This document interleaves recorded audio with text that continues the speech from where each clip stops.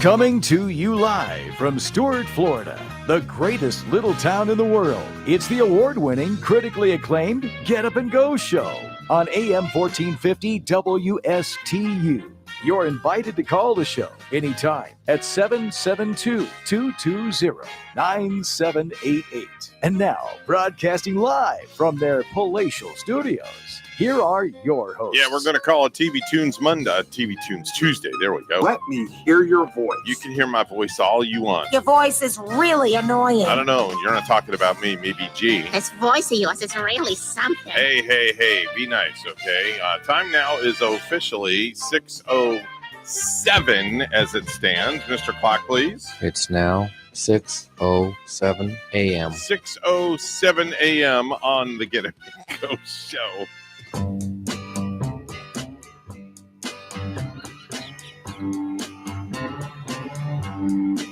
It just flipped. Sitting in the morning sun, I'll be sitting when the evening comes, watching the ships roll in.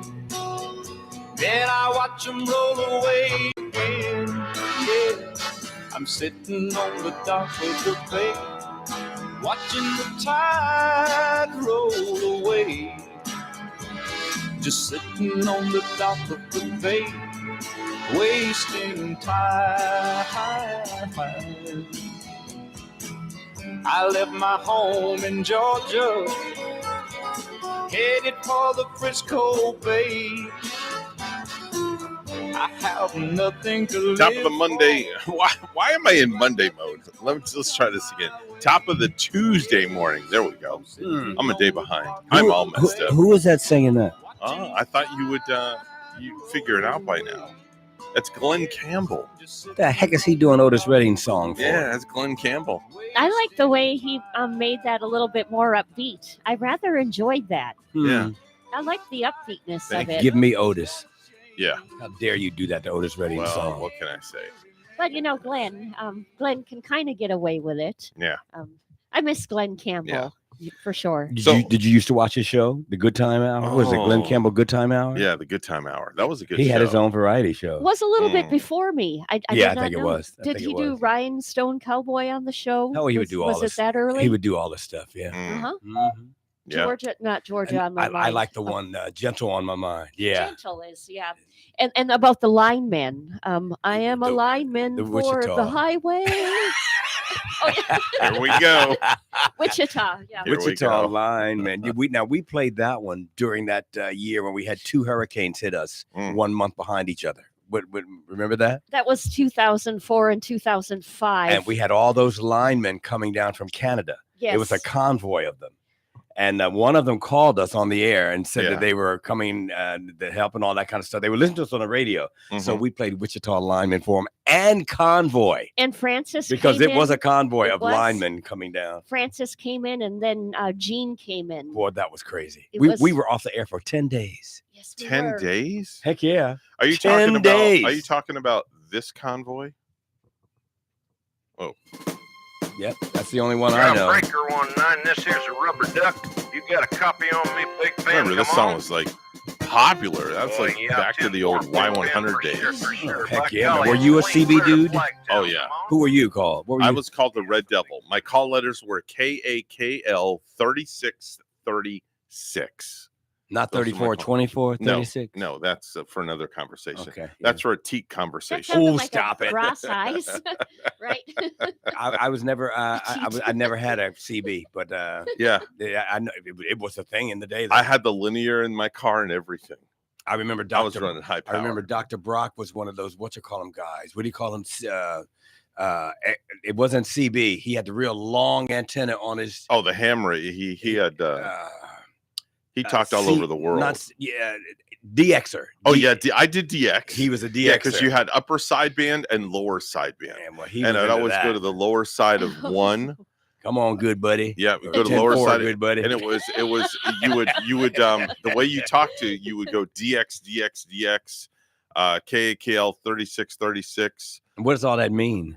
Just DX means you're putting out a signal looking for anybody that's out there, and KAKL 3636 was your FCC assigned like license number or whatever it was. And for some back reason, in they the had to day. have an antenna that was a mile long. Yes. This thing was the Yeah, the longest whip. antenna. The Yeah, whip. It was Bonnie. This thing was from here to the front door. Was Yeah, the antenna. the whip. Yeah, on your car. Yeah. God help you if you went under a low overhang Well, too. it definitely hit it. It Yeah. definitely hit the under. What yeah. happened when you needed your car washed, or you had Oh, to you send it unscrew through a the car antenna, wash? come Yeah. off. They would take It'd it come off. off. That would come Yeah. off too. Yeah. Did you have a handle name? Like Yeah, I this was is the Red Devil. The Red Devil. I was the the Red Red Devil. Devil. Yeah, I was the Red Devil. I thought you'd be like the Big Bear or something. No, definitely not me. Oh, but Big Bear was the cops, right? No, Wasn't that the no, the nickname? Smoky bear. Smokey. Oh, Yeah. Smokey. Okay. And then when you were if you had to go to the bathroom, you would say like, "I'm going 10-100," that was a code meaning you're going, Everything is about bathroom with him. Yeah. You know how you see how everything always Yeah. goes back to bathroom? It's needed a lot. Yeah. Sounds like it's 1, needed 2, a or lot. 3. Take your number. When you guys go out to breakfast, you got to count how many times he goes to the gentleman's No. room. No. I don't take. Well, and speaking of restroom, why is it a thing that when a group of people go out to eat and a girl goes to the bathroom, she always takes a girlfriend with her. It's a girl thing. Right, but never a guy takes a guy to the bathroom. Let's start. What is it? Let's start it today. Yeah. But then there'll be nobody at the table. Gee, would you come to the bathroom with me, please? Yeah, guys never do that. No. But, it's a girl thing. And why is it too? Because what do y'all do when y'all go in there? I mean, other than what you go in do you there have a for? conversation? You just we stand there and go look in the mirror and go tinkle and then look in the mirror and then talk while we're putting on our lipstick or combing our hair. Stuff. Yeah, it's a girl thing. Now, why is it too? It's in today's society, it's okay for a girl to say, "I'm going somewhere with my girlfriend today," but a guy, God help him if he says, "I'm going somewhere with my boyfriend today." Well, he'll say guy friend. Yeah. Or he can say, with "I'm my going on with my dude." Yeah, my dude. I'm going on a my weekend brother. fishing trip with my buddy Richard. Yeah, going with my buddy. But now you know what a buddy is. Oh no, we can't say that. No, definitely. We No. don't want to go there. The definition of a buddy is not the buddy you think. No, it's not. Oh boy. This show's derailed already, and it's only 6:14. You know, I'm appreciating teachers again. And Mm. Bonnie, we were like a week ahead of this. Mhm. So one day last week was Teachers Appreciation Day. They allotted one special day for it before the entire Now it's week. a whole week. But you know, the thing is too, I mean, teachers have to buy stuff. Yeah. So I read an article that said teachers appreciate gifts during this week. I mean, you got places like Applebee's and all the Office Depot and Office Max and Staples and Croc giving away free stuff for teachers. Mhm. And then, Bonnie, you mentioned, do we still give apples? Yeah. Yeah, teachers don't want no apple. You No, know what they want? No stinking They apple. want some pens. They want the gift some cards. crayons, Yeah. some pencils, When Rachel was some in the- utensils. That's a shame that they have to buy that stuff for their own class. When Rachel was in the classroom teaching, now she's in admin.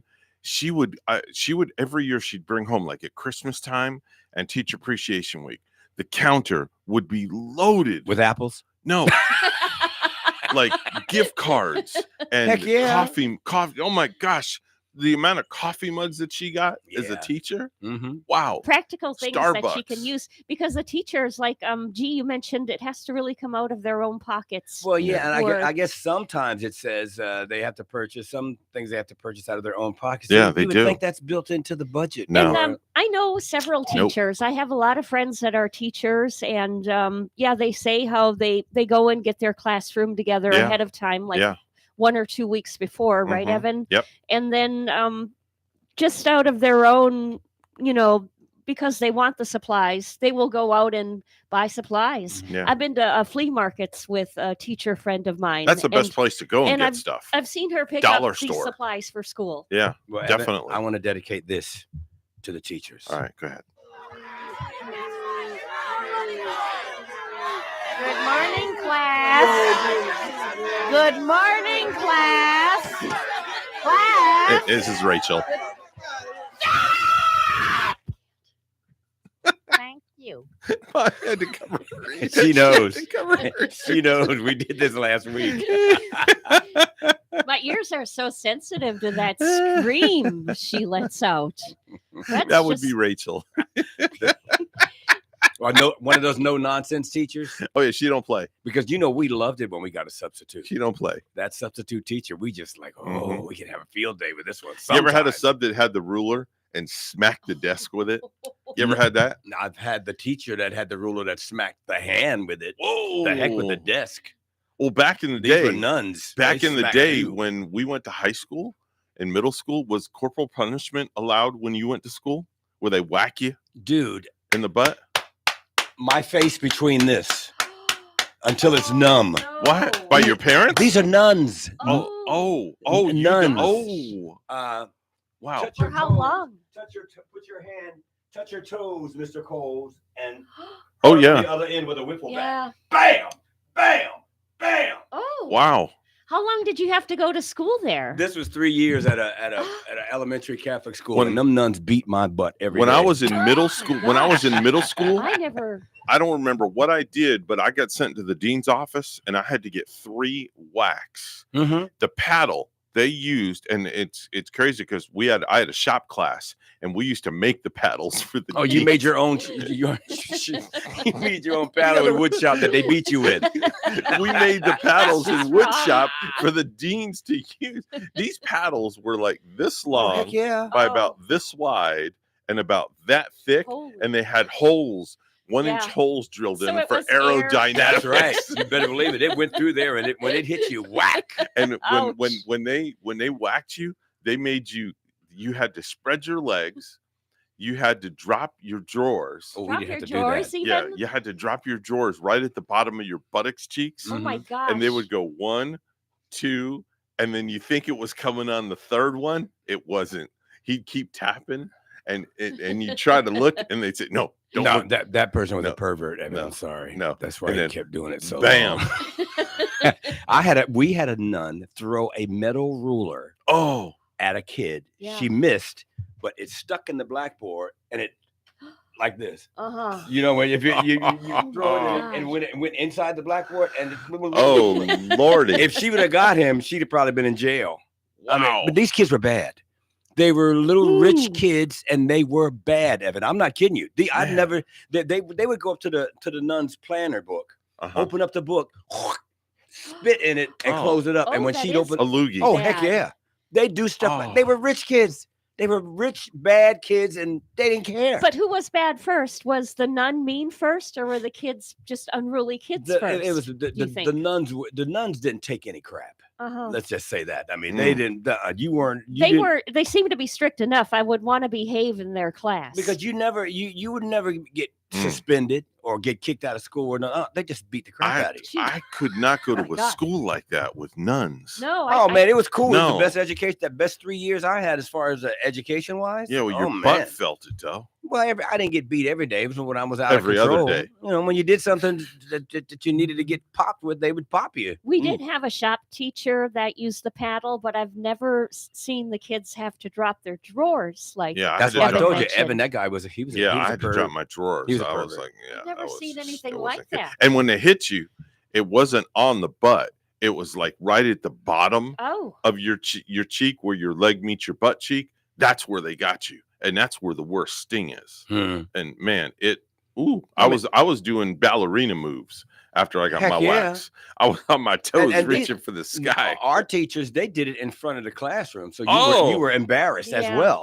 You know, they wanted to embarrass you. Oh, yeah. It was like a humiliation. But we love teachers. Yeah, we do. We definitely do. Just don't beat the kids. It is 6:21 news time. Let's go to the news desk. Bonnie Ashley is standing by with the morning headlines. Good morning, Bonnie. Good morning, Evan. Governor Ron DeSantis is signing several bills targeting China. Florida makes it very clear we don't want the CCP in the Sunshine State. We want to maintain this as the free state of Florida, and that's exactly what these bills are doing.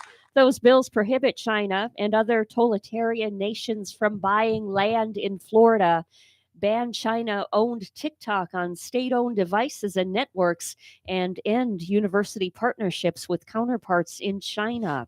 A coalition of pro-choice advocates is launching an effort to push for abortion protections in Florida, Rick Holschel reports.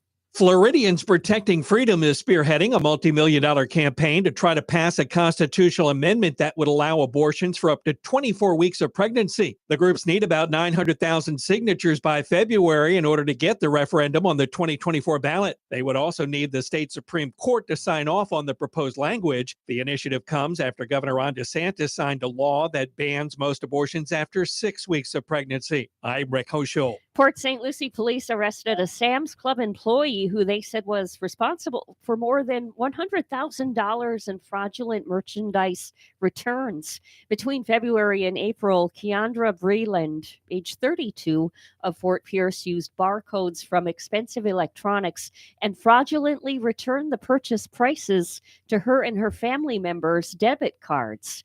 In this case, it was a trusted employee who accessed a stolen PIN number that she had taken from a manager. Police said they are looking into other possible arrests. None of the items involved were ever removed from the store. Breland faces 3 felony charges, including grand theft. Fort Pierce pedestrians worry about safety after a hit-and-run crash when a man was crossing US 1 just south of Edwards Road. Here's WPTV's Joel Lopez. I'm Joel Lopez in Fort Pierce, where police are looking for the driver in a hit-and-run crash that left one man in critical condition. The search is on to find the driver of a hit-and-run crash that left a 49-year-old man in Fort Pierce in critical condition. You know, safety's a big thing. I don't want to get hit trying to get home. For Blake Chapman, I'll walk home because it's about a mile from here. He says he takes the bus when he can, but says buses don't run late into the night. So when you're walking down this road at night, is it well lit? Do you feel safe? No, it's pretty dark. Yeah, it's pretty dark, especially through here. Fort Pierce police say the man hit on Saturday night was crossing US 1 just south of Edwards Road and wasn't using the crosswalk. So when you're walking down this road, have you ever felt like you've almost been hit by a car? Of course. I had to move over. I felt like, whoa, this car is speeding. Maria Matos walks down US 1 for exercise. How often would you say you walk around this road? Every other day.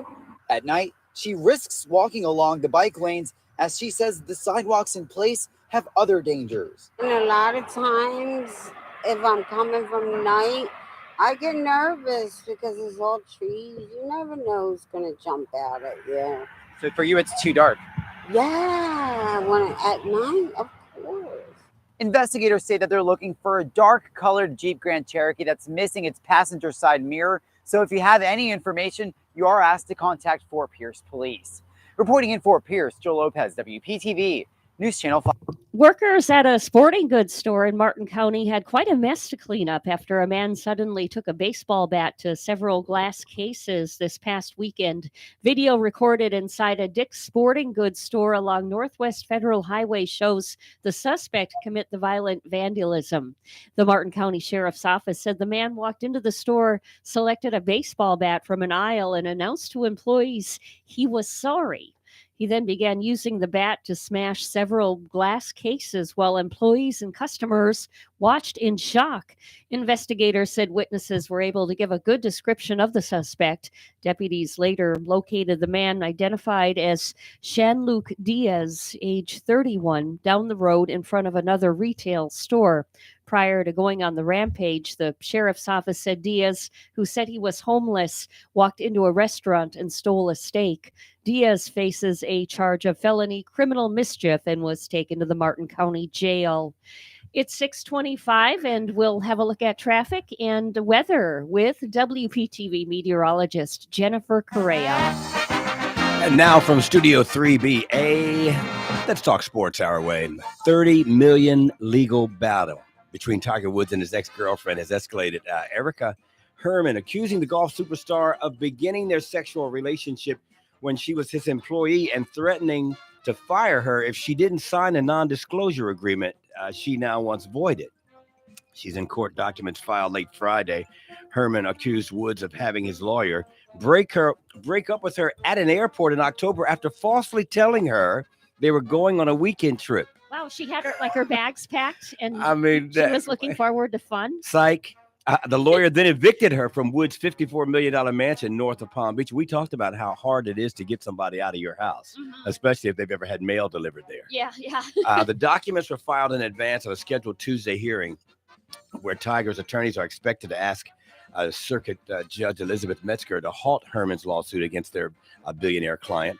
They say the former couple's non-disclosure agreement requires all disputes be settled privately by an arbitrator, not in court. Now, Herman, who managed Woods' Palm Beach County restaurant before and during the first years of their romantic relationship, argues that the non-disclosure agreement is unenforceable under a new federal law that says such contracts can be voided when sexual abuse or sexual harassment occurs. And her attorney, Benjamin Hodes, contends that Woods' alleged threat to fire her if she didn't sign the contract pretty much was harassment. This is interesting. A boss imposing different work conditions on his employee because of their sexual relationship is sexual harassment, according to Hodis. Herman, 39, she's separately suing the trust that owns Wood's mansion for $30 million, saying he verbally promised in 2017 that she could live there for at least 11 years, but kicked her out after 5. You wonder where the 11 years came from. Oh, baby, stay here for 11 years. Yeah, like where's that magical number all of a sudden? I guess Wood's attorney denies that the 47-year-old golfer ever sexually assaulted Herman, calling her accusations in court documents utterly meritless. Neither Hodis nor Murray responded to emails and phone calls seeking comment. This is getting interesting. It really very, is. very much so. And that's sports highway.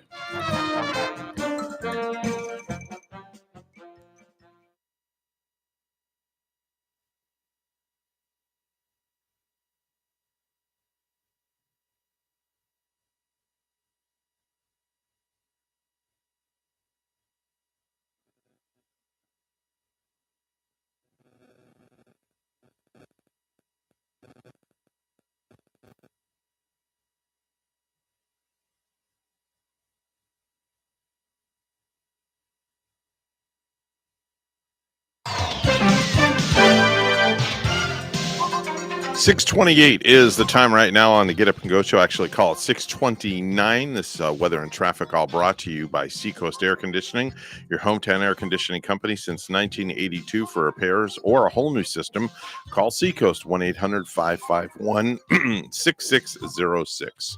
No delays out there this morning. First thing on 95 Florida Turnpike, you've got a nice smooth ride both directions. All your side streets on the Treasure Coast are accident-free as well. If you see something, say something, give us a call, 220-9788, 220-WSTU. 68 degrees under clear skies here on the Treasure Coast. Time for a look at weather this morning with WPTV meteorologist Jennifer Correa. It's a nice and dry start this morning. We're starting off with temperatures in the low to mid 60s, mainly clear skies, and it will stay dry this afternoon. So expect lots of sunshine again this Tuesday with temperatures a little warmer this time, warming up to highs in the mid to upper 80s this afternoon, around 87 degrees for the high. Then as we head into tonight, we'll keep things dry with a few clouds, overnight lows dropping into the mid and upper 60s. Tomorrow's going to be even warmer, getting very close to hitting 90 degrees tomorrow afternoon with an isolated thunderstorm late in the afternoon and evening. I'm WPTV First Alert Meteorologist Jennifer Correa on WSTU AM 1450, Martin County's Heritage Station.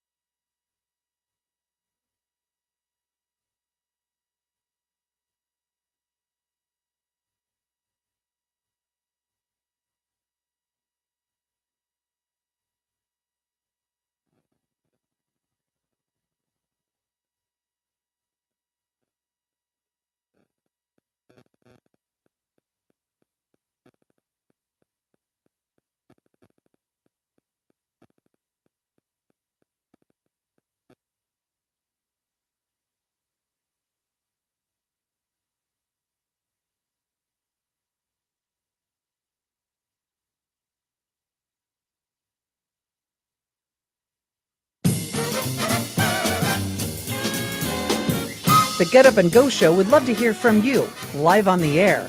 Give them a call anytime at 772-220-9788. Now let's get back to the program.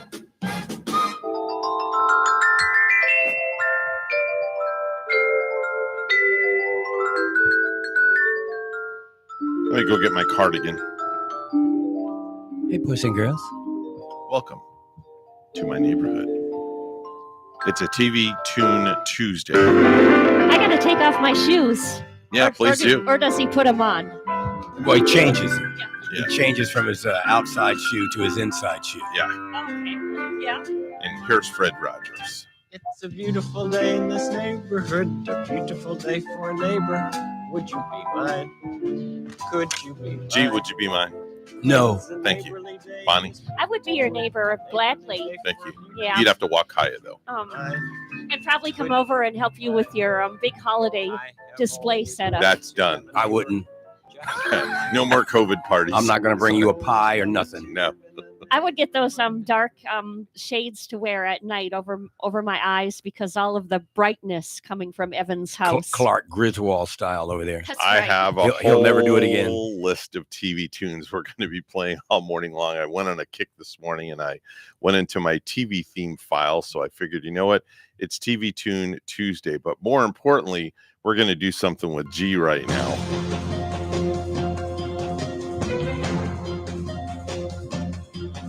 Bonnie knows what it is. She's doing some kind of a Bonnie dance over here.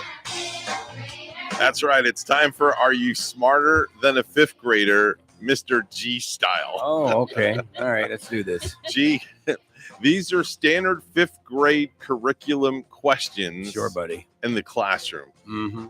And we're going to test your knowledge. All right, test me. All right. Here's question number 1. How many white stripes are on the American flag? I'll give you multiple choice to make it easy for you. Okay. All right. Are there, let me see here. Is it A6, B7, or C13? I'm going to say 13. You're going to say 13, and the answer is nope. How many, Bonnie? How many, Bonnie? I was going to say 13. What were the other two choices? What were you going to say, Evan, if you didn't know the answer? If I didn't know the answer, I don't know because I'm looking at the answer. No, you know what you would have said. I probably would have said 7, which would have been, yeah. But the answer is 6. 6 white stripes on the American flag. Flag in here? No. Okay. No. All right. No. All right. Question number 2. If you visited number 1 Observatory Circle in Washington, D.C., whose house would you be visiting? Is it A, Ben Franklin, B, the Vice President of the United States, or C, the Chief Justice of the Supreme Court? What's the address again? Number 1 circle? Number 1 Observatory Circle in Washington, D.C. And give me the choices one more time. A, Ben Franklin, B, the Vice President of the United States, or C, the Supreme Chief Justice of the Supreme Court? I'll go with the Supreme Court, dude. All right. Incorrect. Bonnie? I'm going to go with the vice president. Very nice. Yeah. That's where he lives. That's where he lives. Number 1 Observatory Circle in Washington, D.C. Very nice. Okay. All right. Here's number 3 for you, G. Surely. From the Disney movie Finding Nemo. Oh, boy. Nemo's so cute. He knew he was sunk when I said Finding Nemo. If you'd have said Mary Poppins, I'd have nailed it. Fishy. What kind of fish is Nemo? Oh, it's a whatchamacallem fish. A whatchamacallem? You get is this I have multiple choice, but would you like take a stab at it before the multiple choice? Well, I know he's that. No, give me the multiple choice. Okay. A, goldfish. No. B, rainbow guppy. Or C, clownfish. Clownfish. Clownfish? Correct. You know, I'm fishing on the Lady Stewart, and I caught a fish that looked exactly like Nemo. So I had to throw it back. Well, sure. Yeah, oh my gosh, it was so Want to cute. take him home and eat him? No, definitely not. It's one bite. All right, G, how many pairs of wings does a bee have? Okay, is it A1, B2, or C4? This is just a guess. I have no idea. Okay. So what do you think? When they say when that happens, go with C. Go with C? Incorrect. Bonnie? Guess that. Bonnie, what do you think? 2 wings. 2 wings? Correct. 2 wings. You You know, have 2 it's not sets like of a, wings. maybe a bird. All right. Like a bee, a bird. No, a plane. It's Superman. All right. Here we go. Last question for you, G. And I know it's too early for this for you. What is the current price of a first-class stamp in America? Forever stamp. That's the one I buy. So, all right. Is it 52 cents, 54 cents, or 55 cents? Oh, hell. When's the last time you put a stamp on an envelope? Never. Right? I mean, then when I do buy stamps, I buy forever stamps that stay the same price forever. Right, I mean, you don't.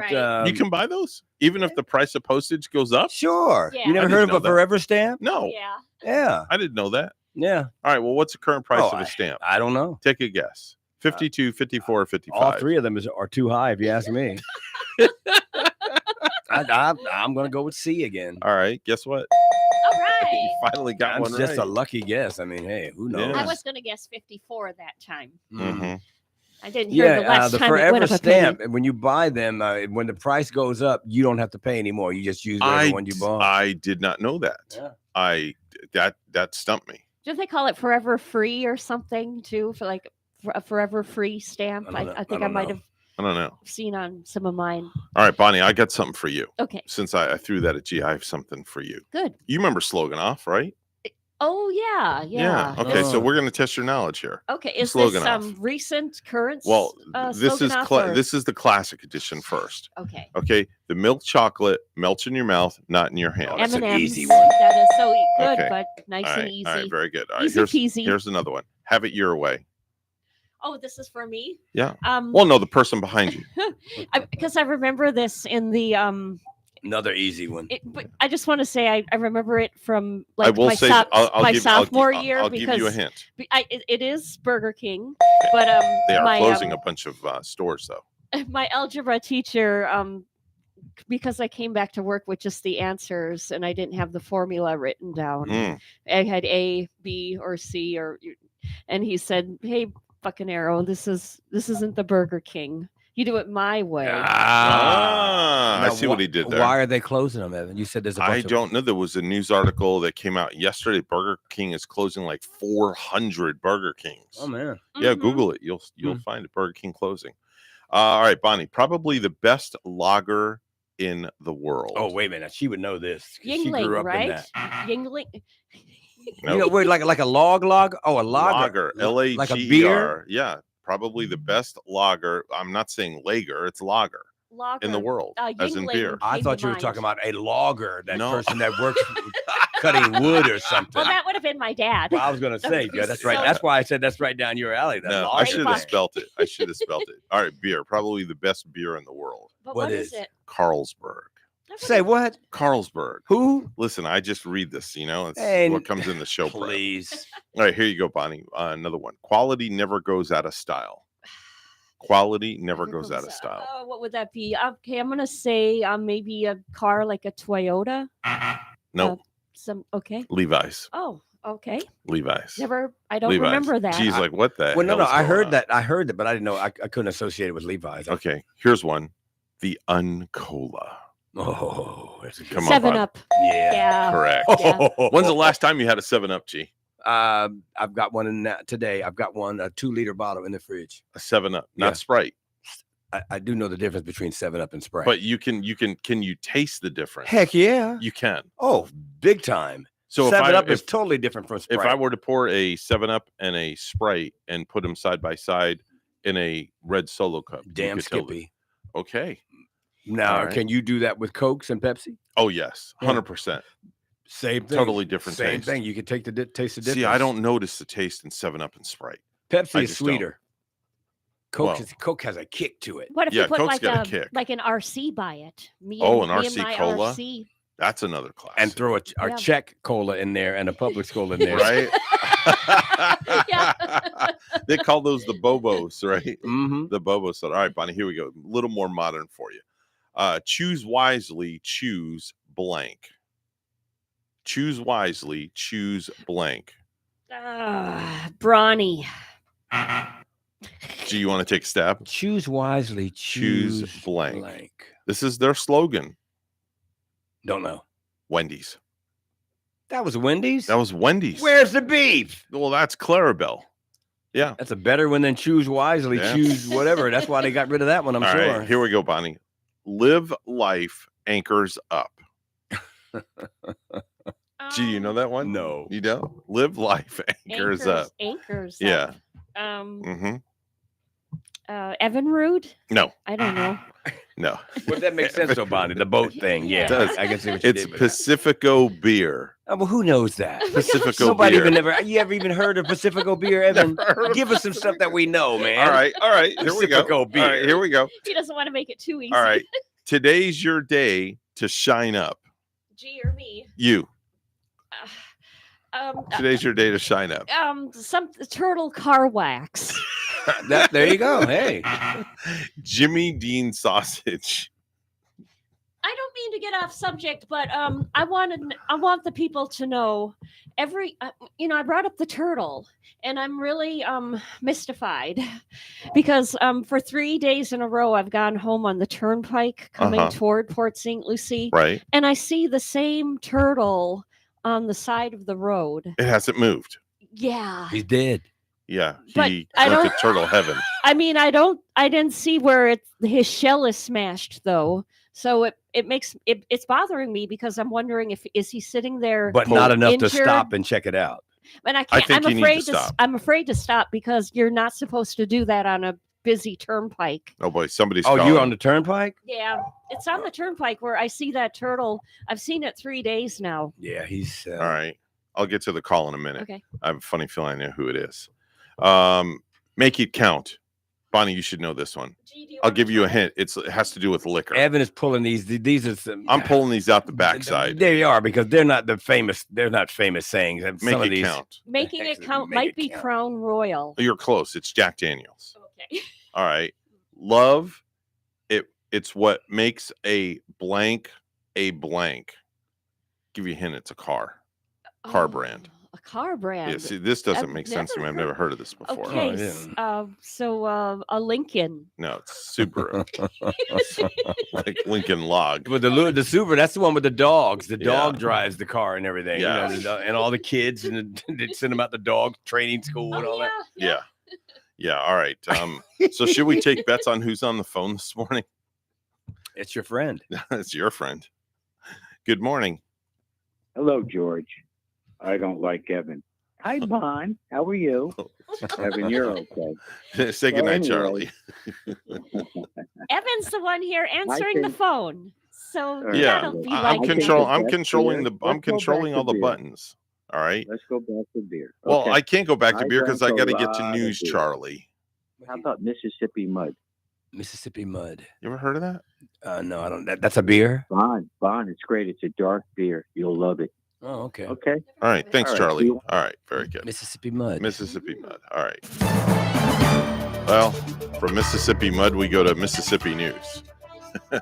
Bonnie's standing by with the headlines. Good morning, Bonnie. Good morning, Evan. President Biden is meeting with House Speaker Kevin McCarthy and top congressional leaders at the White House today to try to resolve the debt ceiling standoff. Senator Rick Scott says the solution is simple. Uncle Sam needs to stop spending more than it takes in.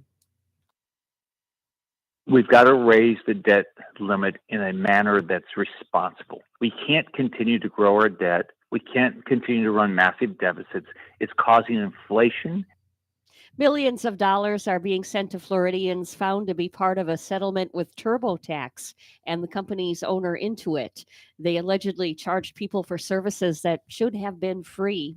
Port St. Lucie police arrested a Sam's Club employee who they said was responsible for more than $100,000 in fraudulent merchandise returns. Between February and April, Keandra Breland, 32, of Fort Pierce, used barcodes from expensive electronics and fraudulently returned the purchase prices to her and her family members' debit cards. Breland faces 3 felony charges, including grand theft. And like Evan mentioned, Burger King planning to close as many as 400 restaurants by the end of this year. Burger King, which has its corporate headquarters in Miami-Dade County, didn't disclose which locations would be closed or provide specific closure dates. And hundreds of first responders, emergency managers, and officials from cities all over the country are in West Palm Beach for the Governor's Hurricane Conference. The conference is at the Palm Beach County Convention Center. This year's theme is Partnering for Success, which highlights communities helping each other when times get tough with tropical weather. Now, today is a slower day with attendees mostly focusing on training. Wednesday and on, there will be several sessions to make sure agencies from all over the country know what to do when a hurricane strikes. It's 6:48. We'll have a look at traffic and weather with WPTV meteorologist Jennifer Correa.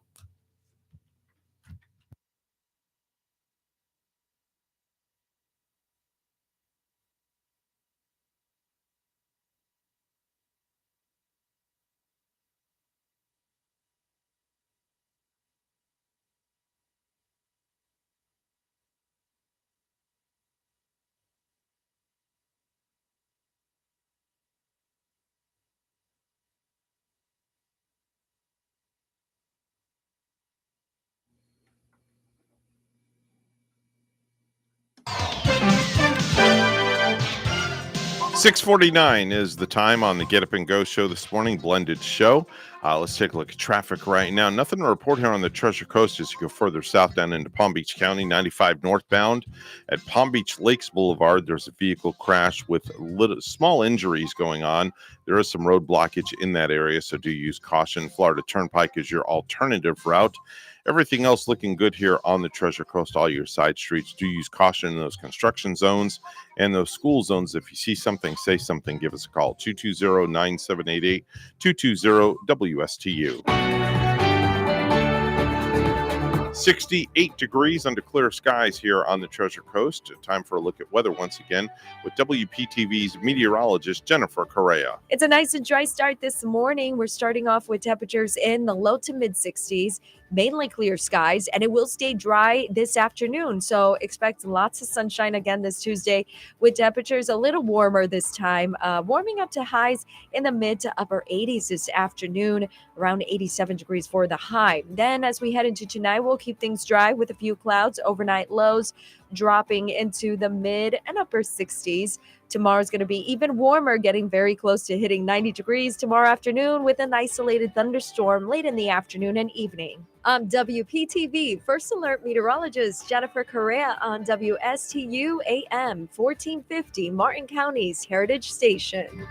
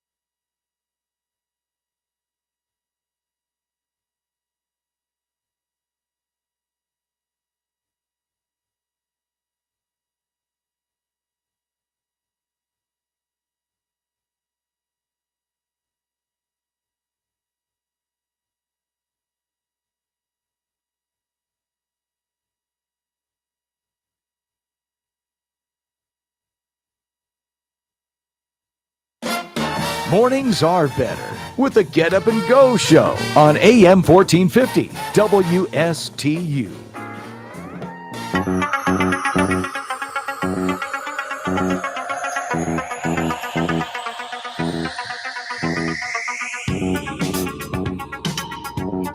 Yeah, it's a TV Tune Tuesday.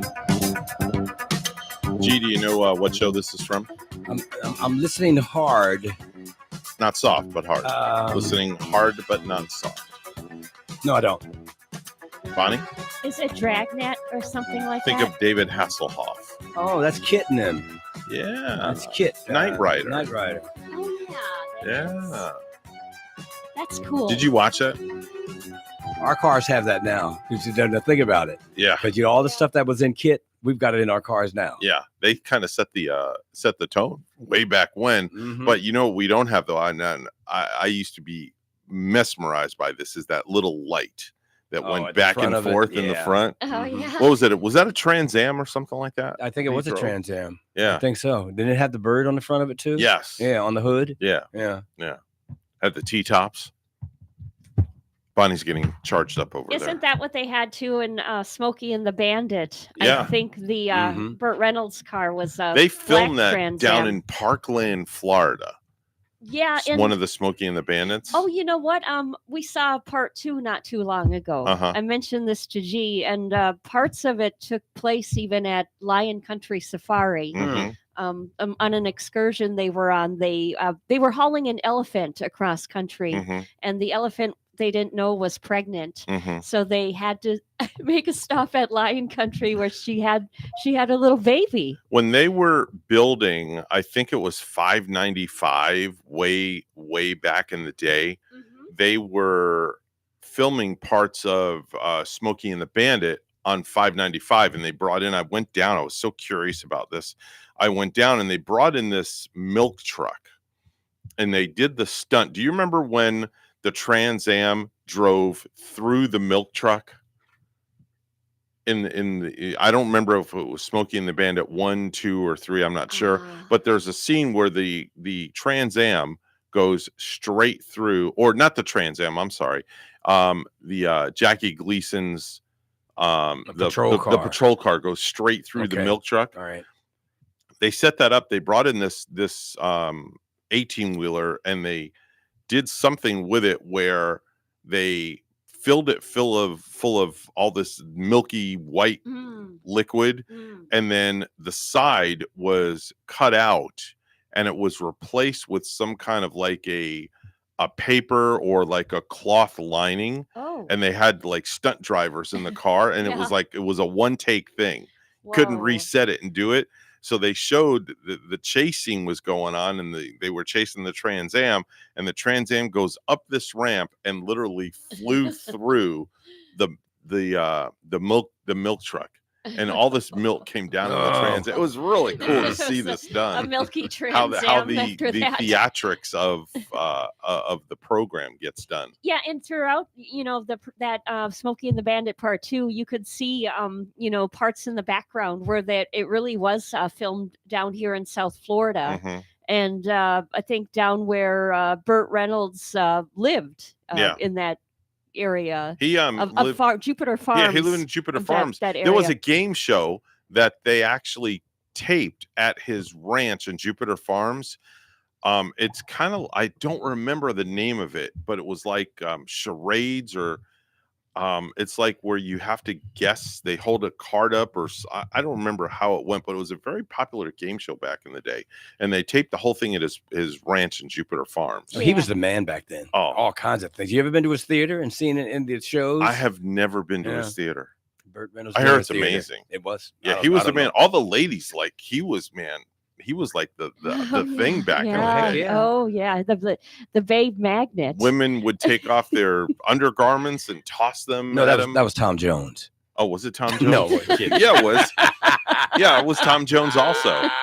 Yeah, they did that when Tom Jones appeared on stage. But speaking of filming down here, there's a movie called True Lies, and Mhm. like if you've ever been down to the Keys, You have a 7 Mile Bridge. Mhm. So there's True Lies with Arnold Schwarzenegger, and Jamie Lee Curtis is in that movie. And there is a part of that 7 Mile Bridge where they actually kind of like blew up just for the movie. Mm. And when you're heading down that way, when you're on well, they blew up the old bridge because Oh, there's wow. two. And so when you're on the newer one, you can see where it's jacked up in the middle Mm. on the 7 Mile Bridge from the Wow. movie. Remember this one, G? Oh, heck yeah. Right? David Cassidy. And of course, that bus of theirs. Oh. That very cool bus. I know, right? Had all these different colors on it. That was the bus back in the They day. were cool. We're WSCU Stewart, Martin County's Heritage Station, WPSL Port St. Lucie, the talk of the Treasure Coast. As G would say, we're going to take a Beggs and Aiken break, and we'll be back right after the news. A whole lot of loving is what we'll be bringing. Will make you happy.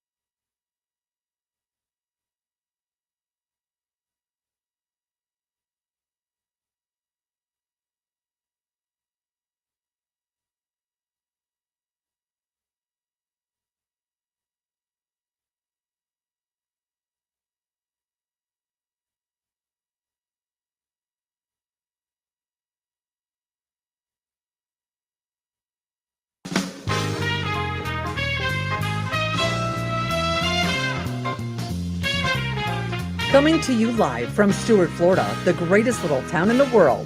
It's the award-winning, critically acclaimed Get Up and Go show on AM 1450 WSTU. You're invited to call the show anytime at 772-220-9788. And now broadcasting live from their palatial studios, here are your hosts. Oh, thank you very much, Madam Announcer. Very kind of you to say those words. Welcome to the show. That's right. Welcome to the show. Thanks for being here. You guys sound like you're ready for a show. Yeah, we got a show for you. Pucker up, baby. Oh, excuse me. This is a G-rated show, okay?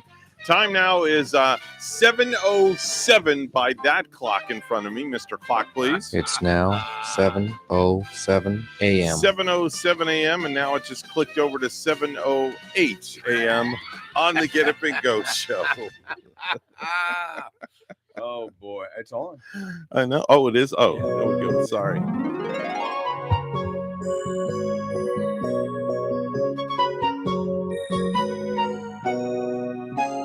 Wah, wah, wah, wah, wah, wah, wah, wah. What the heck was that? Oh, okay. You did a little drummer boy on the... Okay, very nice. Oh. Time for us to check out with our lovely and talented certified expert. She normally does it by mouth, by hand. She normally goes... brr, brr, brr, brr. Oh, is it like a timpani roll or something? Yes. Oh, one of these? Is that what you wanted? No, it's no. Well, it's like a broom at the That's end. the way it is. It's a broom, but Bonnie does her own little version of broom. Anyway, let's check with our lovely and talented expert in identifying plant, lawn, and garden problems. Ladies and gentlemen, it's the lovely and talented Linda Lou, Chainsaw Mama Salisbury. Hey, Linda, good morning. Good morning. You guys are wacko. I'll join right in. Yeah, we are. We're wacko. And Linda, and you've got a posting on your Facebook page that's wacko too. What do you mean? Do something good this May. Do not mow your lawn and be a part of the No Mow May. What are you talking about, Linda? Yes. And it's May 9th, so we're getting a late start. But no mow May. That's hard to say. No Mow May. No Mow May. No Mow May. No mow May is a bit of a trend here in Central and South Florida to just let your lawn go for 1 month. It's before the start of the real heavy rainy season, and you can see what kind of wildflowers pop up, 1. And 2, you can invite pollinators into your garden with these blossoms. And it for those of you who like a neat lawn, it doesn't last very long, so you won't go wacko, but it gives the critters a start to harsh, hot. That's another one that's hard to say. Harsh, hot season. It's all about the critters. Now, Linda, see, now that's easy for you to say because you don't have no grass. I have some. Oh, you got some? Well, it actually belongs to the county. But anyway, I maintain it. Evan, what would your lawn look like if you didn't mow it for 30 days? Oh, it'd be a jungle. Literally, it would be a jungle. Type A people can't do it. I get mowed every week. I mean, type A people can't go a month without their grass being mowed. It would drive them crazy. So I know what you're saying here, Linda, though. It's about the critters. Yes, and I understand that. I'm not heartless. The critters come first, but humans come a close second. Well, there you go. Yeah. Wow. There you have She it. said it. That's right. She said it live on the radio. Yeah. Okay. Yes. No cards and letters, folks. So it's do something good this May. Do not mow your lawn and be part of the No Mow May. So that's that. Oh, you can say it. You did great. Well, I'm reading it. That's why it's flowing right out of there. Now, Linda, I'm looking at some lovely flowers from your garden. They're beautiful. This was an inspiration. I have 2 inspirations. One is a lady, Amelia, that I'm a Facebook friends with, who posts a bouquet every Monday. And I look forward to it. It's from her garden always, and it just brightens my day. And the other is from my friend Scott, who helps me out every once in a while. And he gathered up one day all of our prunings, there's that word, prunings, and put them in a vase, and it was just spectacular. So I thought, I'm going to try that. Mm-hmm. That My is husband one loves it. beautiful vase too. Yeah, the vase is That really nice. that dark blue color. This reminds me of Publix yesterday. I mean, as soon as you walk in the door, flowers everywhere. Yes. I mean, they're doing the Mother's Day thing big time. They are. They're so pretty. Yeah, all the little and what do you call those? Those are the what flowers? The clippings? Yeah. The clippings from my garden? No, Yes, the there's flowers that Publix sell that last longer than Oh. roses. Wildflowers? Are they wildflowers? Is that what they call them? No, they're dry. Some of them are they're cultivated to last long. That's why they do it. You know why they're so good. You can take them home, and some of them are put in dye. Yeah. You put the stem in dye, and it sucks up the dye, so you have a bright blue daisy. That can be a lot of fun. Oh, so they don't actually dye the flower. They put the stem in the dye, and that's how the dye turns the flower color? Right. Oh, get out of here. I thought they dyed the individual flower. No. And you can do it at home too, you know. So It's you on stick the fine. stem in dye, and the dye goes through the stem and turns the flower that color? Yeah. Get out of Oh here. my gosh. Right. Never. I would have never thought it worked that way. No. I would have thought that they individually dyed the flower part of it. Yeah. Wow, that's what cool. It looks like. That's what it appears like. That's why you need Linda Lou. Give you this information. Right? Yeah, that is why we need Linda Lou, and that's very cool, Linda. We always learn something when we talk to Linda, though. We do. And you know what flower I've seen out there a lot for Mother's Day are the orchids in the stores. Yes. And those, oh my goodness. Those last a long while, and I think you can just kind of like put ice cubes in it, right? Like give it an ice cube drink. You can. What that is doing actually is just limiting the amount of water that you give the orchids so you don't drown them. But you don't need to. I mean, I just water them. I would think that would shock them. I would think that would shock the plant, that ice cube, that ice cold water like that. Well, by the time it melts and gets down to the roots, it's not cold anymore. Oh. I mean, it's a way to save your mind, you know, because you sit around worrying about, do I need to water my orchids? You have a few ice cubes around there, and they'll do the work, but it's not necessary. To me, it's another step that just gets in the way. But if it helps you, do it. Do it. You've posted some helpful information for adding host trees to your yard, host trees for butterflies, I see. Yes. I saw that online, and I added it, and I can't find my glasses, but the butterflies on top, and then there's a list of things that it needs below the picture so that you can and they're all very different. They're all very different. I mean, you've got the I'm looking at the Eastern Tiger Swallowtail, and it's best with a white ash, green ash, black cherry, choke cherry, American plum. I mean, as Linda mentioned, it tells you the type of tree that you need in your garden that would attract these particular butterflies, correct? Yes, and there's a great variety. Thank you for reading that. I can't believe I forgot my glasses. Oh, well, you helped me out. You saved the day. Now, I'm looking at a Viceroy. It looks just like a monarch. Is that a version of a monarch, the Viceroy? They're related. They're cousins. Oh.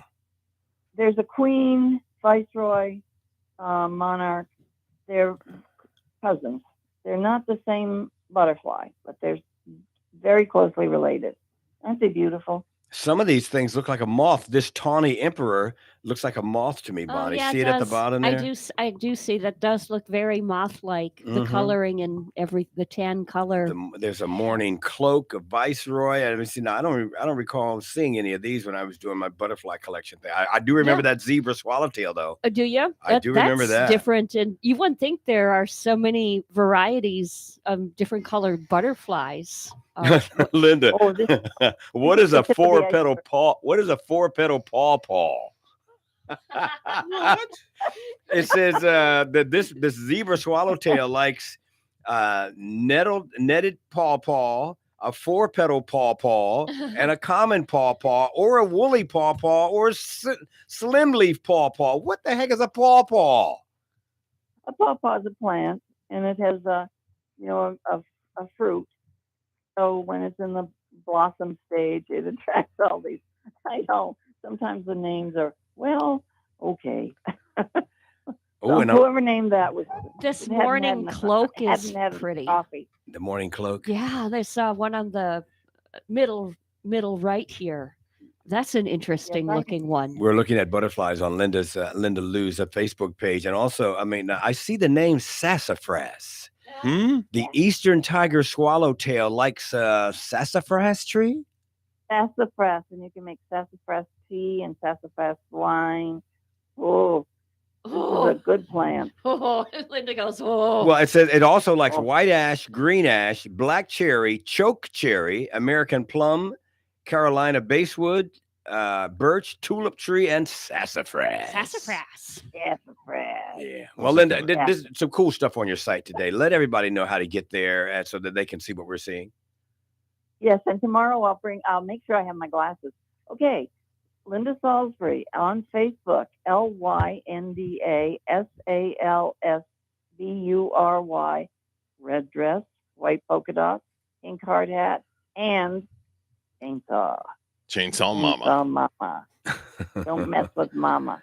And my phone number for texting, please, is 206-909-7473. Linda, before you go, I wanted to mention, because I failed to do it, the memorial stepping stones that you have as the first picture on your Facebook page. Yes, that's my two kitties that I moved to Florida with, and Joe and Sassy. And it gives me great comfort to make these. And I think about the pet, and I think it would be a good thing for other people to try. Just a little stepping stone as a memorial. You can put it in the back corner of your garden, and it's there. And if you choose to share it, fine. If you don't want to share it, fine. But I don't know, it's just a connection. Mm-hmm. I like it. I like doing it. Very nice indeed. All righty. Well, Linda, thank you so much. And we look forward to talking to you tomorrow morning right here. Linda Lou Salisbury, Linda Lou Chainsaw Mama Salisbury, to update us with all the latest when it comes to gardening. Of course, she's our expert in identifying plant, lawn, and garden problems and providing solutions. Thanks, Linda. To the Batmobile. Let's go. Atomic batteries to power. Turbines to speed. Superman. No. Roger. Ready to move out. Spider-Man. No. The Green Hornet. Green Hornet. Aquaman. Remember that one? Holy Batman. Yes. Robin. I like the Riddler. He was the coolest. I forget the actor's name who played the Riddler, but I loved him. Frank Gorshin. Oh, man. Oh, no, he was Burgess the Penguin. And who was that? My favorite Catwoman. Eartha Kitt. No, not her. She was good, though. The other one. The one with the long hair. Julie Newmar. Oh, she was sexy. Oh, yeah. She was the one. I didn't like Eartha Kitt as we have our own Batgirl in the studio. You do? That's right. She's sitting right there. That's why do you say that? She's our Batgirl. Oh. That's right. You're a Batgirl, Brian? She's our Batgirl. I'm afraid of bats, so I don't think I'd be the Batgirl. 7:21 right now. It's news time. Let's go to the Bat Cave where Bonnie is standing by with the headlines. Good morning, Bonnie. Good morning to you, Evan. Well, Governor Ron DeSantis is signing several bills targeting China. Florida makes it very clear. We don't want the CCP in the Sunshine State. We want to maintain this as the free state of Florida, and that's exactly what these bills are doing. Those bills prohibit China and other totalitarian nations from buying land in Florida, ban China-owned TikTok on state-owned devices and networks, and end university partnerships with counterparts in China. A bill heading to Florida Governor Ron DeSantis for his signature would change the way your kids use their cell phones in school. HB 379, formerly titled Technology in K-12 Public Schools, would require social media safety be taught to older students and would also prohibit students from using social media while on school district internet sites. Indian River County voters sound off on Republican presidential candidates. And we hear more from WPTV's Shannon Cake.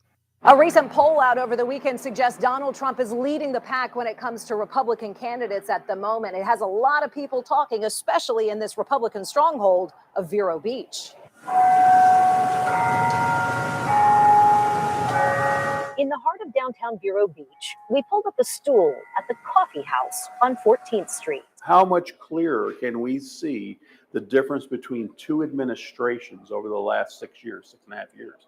It's like night and day with the economy, gas prices, food prices. Dr. John Vacchiano is the newly elected Indian River County Republican Party chairman. I've talked to some who have been lifelong Democrats, and they just feel like the party has literally left them. They've moved so far to the left, it's become so extreme. Vacchiano believes his party is perfectly positioned to win the White House come 2024. We love President Trump. We love Governor DeSantis. That's number one. For some reason, in the Republican Party, we're choosing sides, and we don't want to really do that. We have a good platform. We have what I call American First platform. To me, it doesn't matter if it's a Republican or a Democrat or independent, as long as they find a decent human being to do the right thing. I'll be very happy. Yeah, it's getting hot, right? Yeah, that's my thought. So you don't like Governor DeSantis and you don't Oh, like God, no. and former President Trump? Oh, God, no. Neither. No, absolutely not. Definitely not voting for Trump again. That was a mistake. And DeSantis? Probably. This woman says DeSantis visiting their beachside town has made a big difference. Every Wednesday, where do you find your guests? As for Vacchiano, he's pulling for Trump in 2024 and then DeSantis come 2028. I'm hoping to get some people with a different perspective than I have. Besides RNC chair here, he's a pastor at a local church and a podcaster too. To me, it's more than a Republican and Democrat issue here. This is an American issue. Let's get back to our true American traditional values of what does it mean to live in the United States of America. This experiment called America has never been tried anywhere else on the planet. And this is the longest lasting constitutional republic we've ever had. So as Ben Franklin was asked, what kind of government have you given us, Dr. Franklin, after the Constitutional Convention? He said, a republic if you can keep it. And that's what I think the battle is. In Vero Beach, Shannon Cake, WPTV. News Channel 5. A 46-year-old Stewart man died in a single car crash on Interstate 95 in Palm Beach Gardens Sunday night, according to Florida Highway Patrol. At 6:17 p.m., the man was driving north in a 2003 Chevy Cavalier on 95 past PGA Boulevard in Palm Beach Gardens. He failed to stay in the lane and swerved into the right grassy shoulder of the interstate. The man's vehicle rotated clockwise and the driver's side door struck a tree. According to FHP, the car then overturned multiple times and went into a ditch. He was ejected from his vehicle and was pronounced dead by Palm Beach Gardens Fire Department personnel.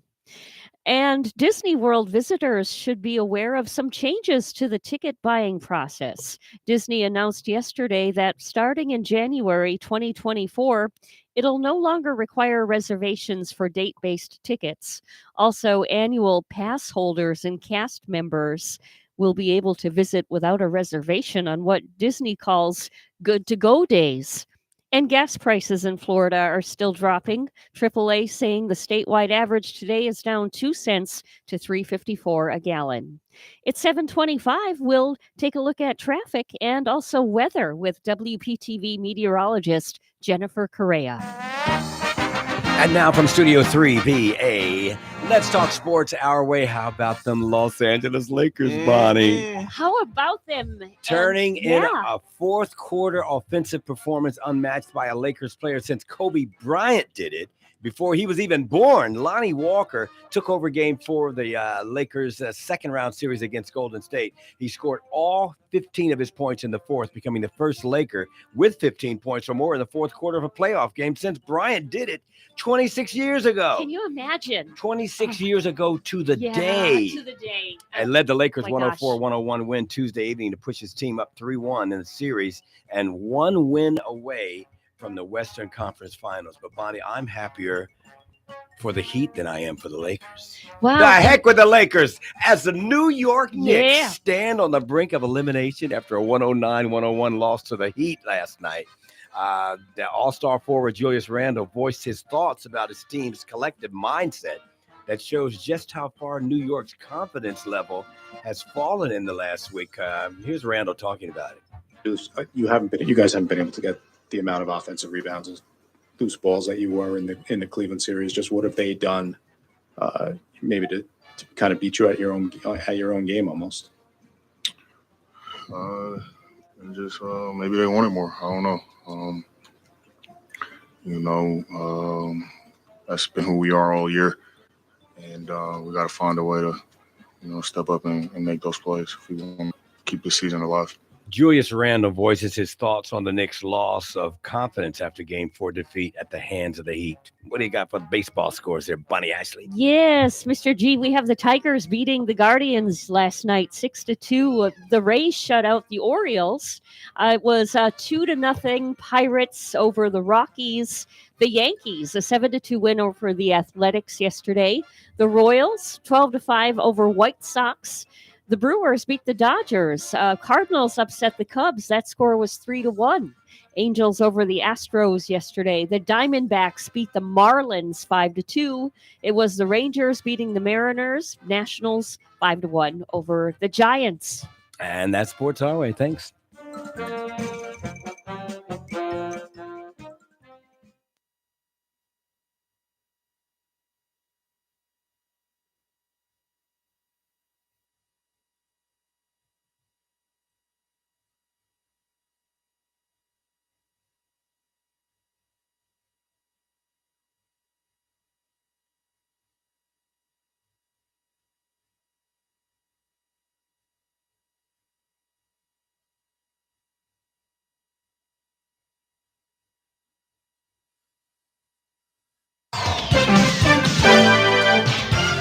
$7:29 right now on the Get Up and Go show. It's a blended show this morning, taking a look at traffic this morning. I-95 northbound in West Palm Beach at the Palm Beach Lakes Boulevard exit. There is a vehicle crash.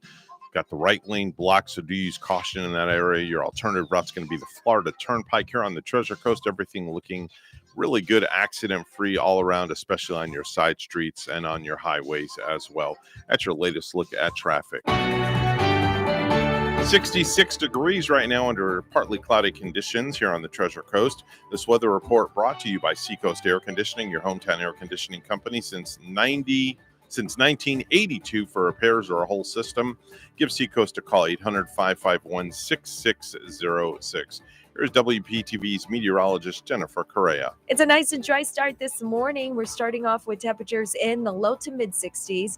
Mainly clear skies, and it will stay dry this afternoon. So expect lots of sunshine again this Tuesday with temperatures a little warmer this time, warming up to highs in the mid to upper 80s this afternoon, around 87 degrees for the high. Then as we head into tonight, we'll keep things dry with a few clouds, overnight lows dropping into the mid and upper 60s. Tomorrow's going to be even warmer, getting very close to hitting 90 degrees tomorrow afternoon with an isolated thunderstorm late in the afternoon and evening. I'm WPTV First Alert Meteorologist Jennifer Correa on WSTU AM 1450, Martin County's Heritage Station.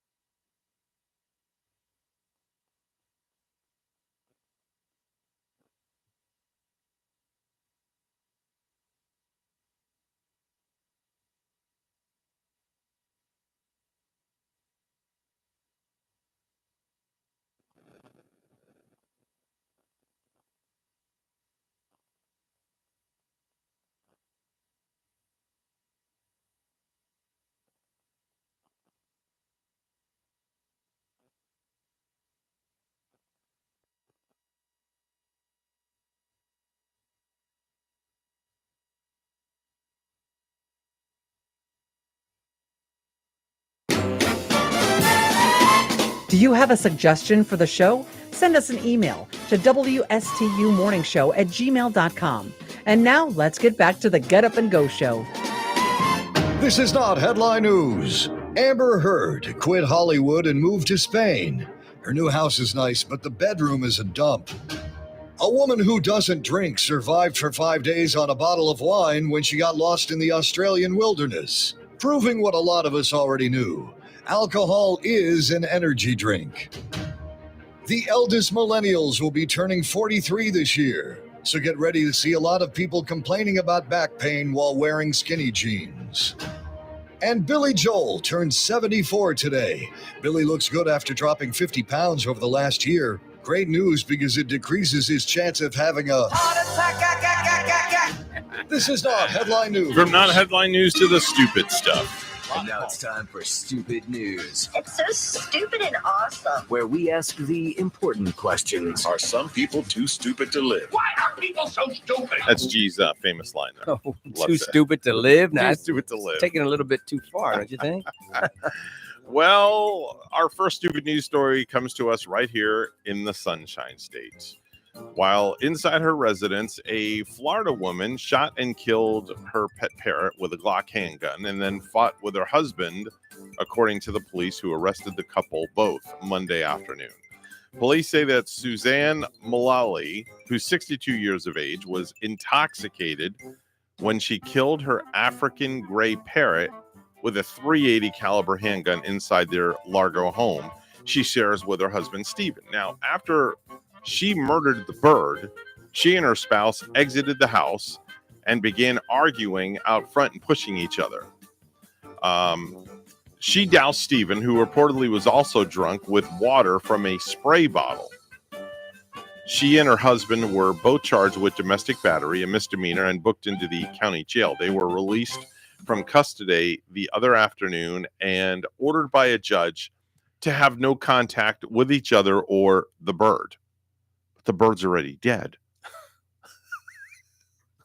The bird's dead. The judge ordered no contact with the bird. There should be a ban. Knowing the bird was dead. Well, you can still contact with the bird just because the bird won't She won't shouldn't be able to respond. have any other birds. There Yeah. should be a ban on her for life. Yeah. Of getting yet another bird. She is being charged, though, with second-degree murder of a parrot.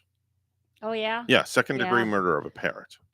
Those are expensive. Yeah. I would gather. Those are expensive birds. And They're not cheap. wow. They're like can go into the thousands of dollars. Yeah. They're that expensive. Yes. Like isn't it like a French bulldog that expensive too? You don't even want to know what those things cost. No kidding. 4,000 or 5,000. Really? They're that Easily. expensive? Yeah. Yeah. Yeah. I've heard they are pricey, but I never My knew. my buddy bought one and he had one and it passed away and then he immediately bought another one. Uh-huh. 4 or 5 grand. Easily. The neighbor where I live across, the people with all the nice landscaping, they have a French bulldog. When they brought it home, it was like this big, Yeah. and now it's that big, full size, Mm. and that's it. They don't get no bigger. They have no tail either. Oh my gosh. They have no tail, and when they go to the bathroom, you have to treat it like a baby. You have to literally wipe its butt because they have Really? no tail. I never heard that before. Yeah, they well, have no tail. If they did have a tail, the tail doesn't wipe its butt, does it? No, but just because it has no tail, you got to wipe its. I don't know. Listen, I'm just. I mean, what's the tail got to do with wiping his butt? I don't know. I'm just, this is what I'm told. I mean, it's not like the tail's going to wipe his butt for him. This is what I'm told. Well, maybe some dogs wipe their butt with their tail. This is, I don't know. Is this something new I don't know about? I don't know. It's like a windshield wiper. It just goes like this, back. Well, I tell you, Evan described that. I'm like, what are he talking about? That's no tail, so you got to wipe his butt. Yeah. Okay. All right. And now, I mean, Dobermans don't have tails either. They got a nub. They have a nub. I know, but it ain't gonna wipe the butt. They have a nub. French Bulldog's got nothing. At least Dobie's got a nub. Now my Mal, her tail is like 9 miles long, Yeah. so she could do a whole darn car window with that thing. Lord have mercy. All right, a 19-year-old woman.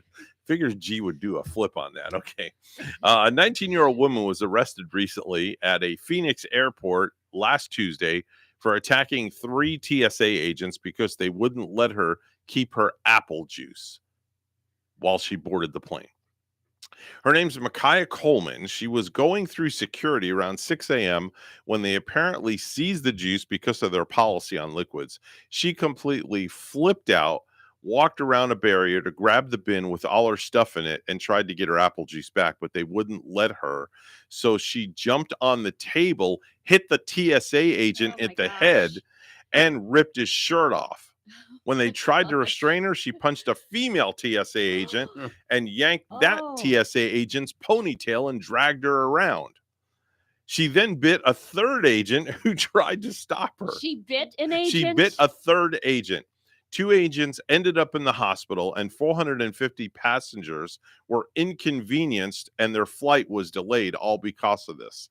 Everyone had to go to a different checkpoint lineup all over again, and the woman is now facing charges for assault, criminal damage, disorderly conduct, and could be looking at fines too. She can be hit with up to a $14,000 fine for abusing a TSA agent, all because she wasn't allowed to bring her little bottle of apple juice on the plane.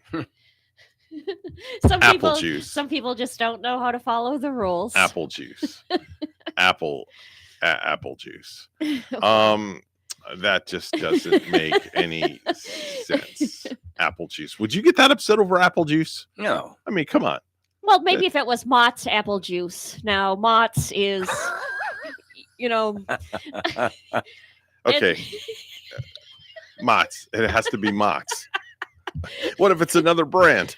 Like freshly squeezed Yeah. apple juice. Do they make freshly squeezed apple juice? Now, what if it was Natalie's orange juice? Now, that may be something to fight about. Natalie Orchid Island, right? Oh, yeah. I don't drink that stuff, but I hear it's really good. It is. I won't drink it because it has pulp. I can't. Pulp grosses me out. All right, here's one more for you. This one kind of takes a cake. It just happened in Tennessee recently.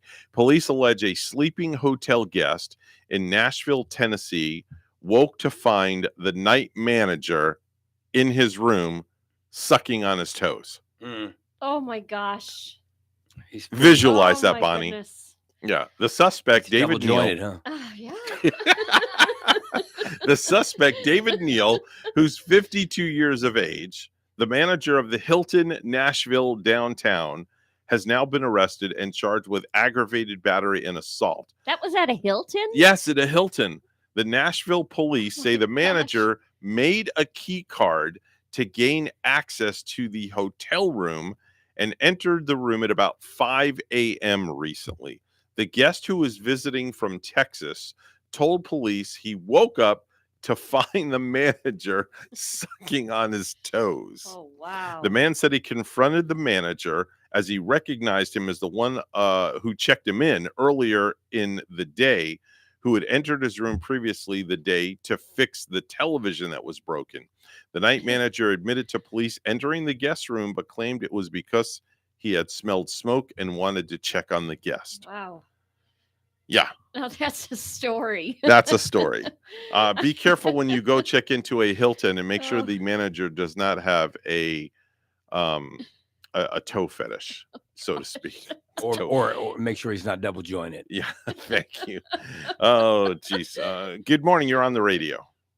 Hey, it's Joanne. How are y'all doing? Wow, it's morning. Reed. What's up, Reed? What's going on, Bonnie, G, Evan? What's going on? Wow.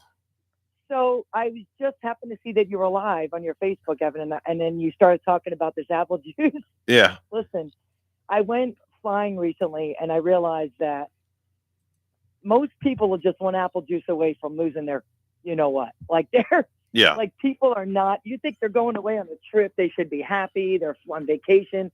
People are not happy. Like it's. I mean, I'm going around the airlines and the airport thinking, what are they in the courthouse or something? Like, why are they so unhappy? People smile, you know what I mean? I've been wondering with that too nowadays. Where are all the unhappy and unruly people coming from? I see it all the time, Joanne, at a traffic light. Oh, if you're at a traffic light and you look to your right, and there's a person over there as mad as they can be. The expression on their face is somebody. It's like, what are they mad at? And you look to the left, and there's another person, and they got that skull. And what the heck is wrong with them? Even I obviously deal with a lot of people in day out. But, Yeah. even going you into know, I expect to see them unhappy, but in my job, but at an airlines or, you know, out the mall shopping, like a lot of people are unhappy lately. Yeah, I'm but like, man, I feel Joanne, bad for them. you're that type of person that when you come upon a call and you go and a situation happens, all of a sudden you just bust out and start twerking and doing your happy dance, and now you that makes doesn't other scare people anybody happy. else. Yeah. You know, Have you ever doesn't seen scare Joanne anybody twerk? else. No, This girl can I've never twerk. seen Joanne. She can. I was DJing a wedding. Wait, Remember you see me Eunice's twerking. remember Eunice's wedding. Yes. All right, and I played this one. Eunice made sure that I had this one song to play for you at the wedding, and Joanne would get out and she just started twerking on the dance floor. Mr. G, my daughter's wedding. Don't you remember? Oh, that's right. She twerked? She twerked at Heck Amanda's she wedding did. too, huh? Evan, you can twerk, But I can't got you? Amanda I twerking. can't twerk. No, wait, hold I on. want to see Evan's twerking. Do it, Evan. Oh, no. That's the stiffest twerk I've ever seen. And I have to say before I go. So that Hilton thing where the guy was in there, was sucking on his toes. I'm thinking to myself, I can't even get a text back, and this guy, what is going on here? Yeah, in my life. pitiful. Oh Lord. Wow. Well, I love you guys. I just wanted to say hello, and I hope you have a great day. Right Hey, on, listen, are Joanne. you off any days this week at all by any chance? I am, but taking my mom for some heart tests, and Okay. then hopefully it's all right. We're going to be leaving on a cruise, but I need to get. I'll let you know when I get back for sure. Yeah, you'll have to come in and hang with either me or hang with G and Bonnie or something. Definitely. I will. Yeah. I would absolutely love to, and I'll make sure I get that happening when I get back. Yeah, all right? we'll just make sure and keep our shoes on though. Yeah, please. Bye. Joanne, keep smiling. Keep us smiling. All right, okay? take care. 7:45 is the time right now. I haven't heard from her in forever. Yeah, since your party, since Yeah. the Evan 9. Since the COVID Christmas super party. spreader. Let's go to the news desk. Bonnie standing by. Good morning, Bonnie. Good morning, Evan. A coalition of pro-choice advocates is launching an effort to push for abortion protections in Florida. And Rick Holschel reporting. Floridians Protecting Freedom is spearheading a multi-million-dollar campaign to try to pass a constitutional amendment that would allow abortions for up to 24 weeks of pregnancy. The groups need about 900,000 signatures by February in order to get the referendum on the 2024 ballot. They would also need the state Supreme Court to sign off on the proposed language. The initiative comes after Governor Ron DeSantis signed a law that bans most abortions after 6 weeks of pregnancy. I'm Rick Hochul. Port St. Lucie police arrested a Sam's Club employee who they said was responsible for more than $100,000 in fraudulent merchandise returns. Between February and April, Keandra Breland, 32 of Fort Pierce, used barcodes from expensive electronics and fraudulently returned the purchase prices to her and her family members' debit cards. Breland faces 3 felony charges, including grand theft. Workers at a sporting goods store in Martin County had quite a mess to clean up after a man suddenly took a baseball bat to several glass cases this past weekend. Video recorded inside a Dick's Sporting Goods store along Northwest Federal Highway shows the suspect commit the violent vandalism. Prior to going on the rampage, the sheriff's office said Shanluc Diaz, age 31, who said he was homeless, walked into a restaurant and stole a steak. Diaz faces a charge of felony criminal mischief and was taken to the Martin County Jail. And Fort Pierce pedestrians worry about safety after a hit-and-run crash when a man was crossing US 1 just south of Edwards Road. We'll be hearing that story. More on that up and coming from WPTV's Joel Lopez this morning. At 7:47, we'll have traffic, we'll have weather with WPTV meteorologist Jennifer Correa.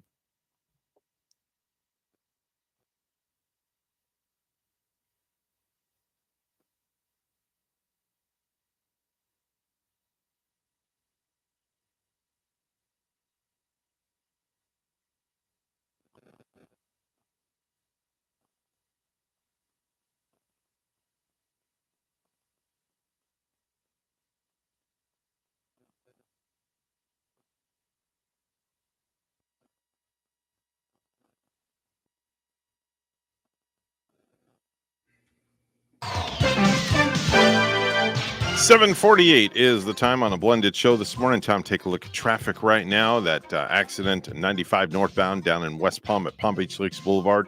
Still got some lane blockage in that area. Avoid that area if you can. Florida Turnpike is your alternative route.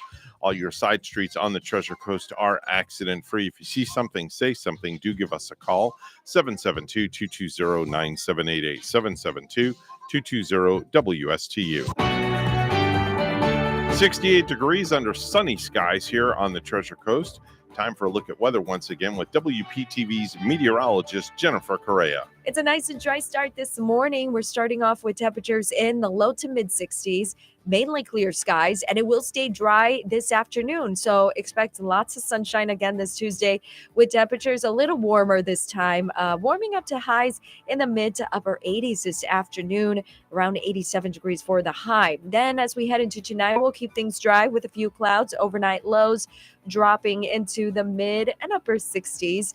Tomorrow's going to be even warmer, getting very close to hitting 90 degrees tomorrow afternoon with an isolated thunderstorm late in the afternoon and evening. I'm WPTV First Alert Meteorologist Jennifer Correa on WSTU AM 1450, Martin County's Heritage Station.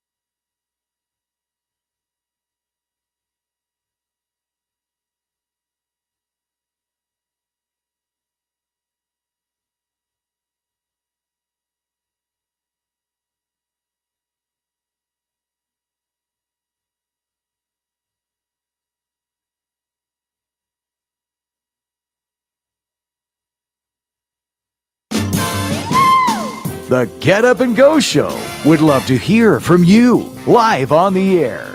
Give them a call at any time. Now, let's get back to the program.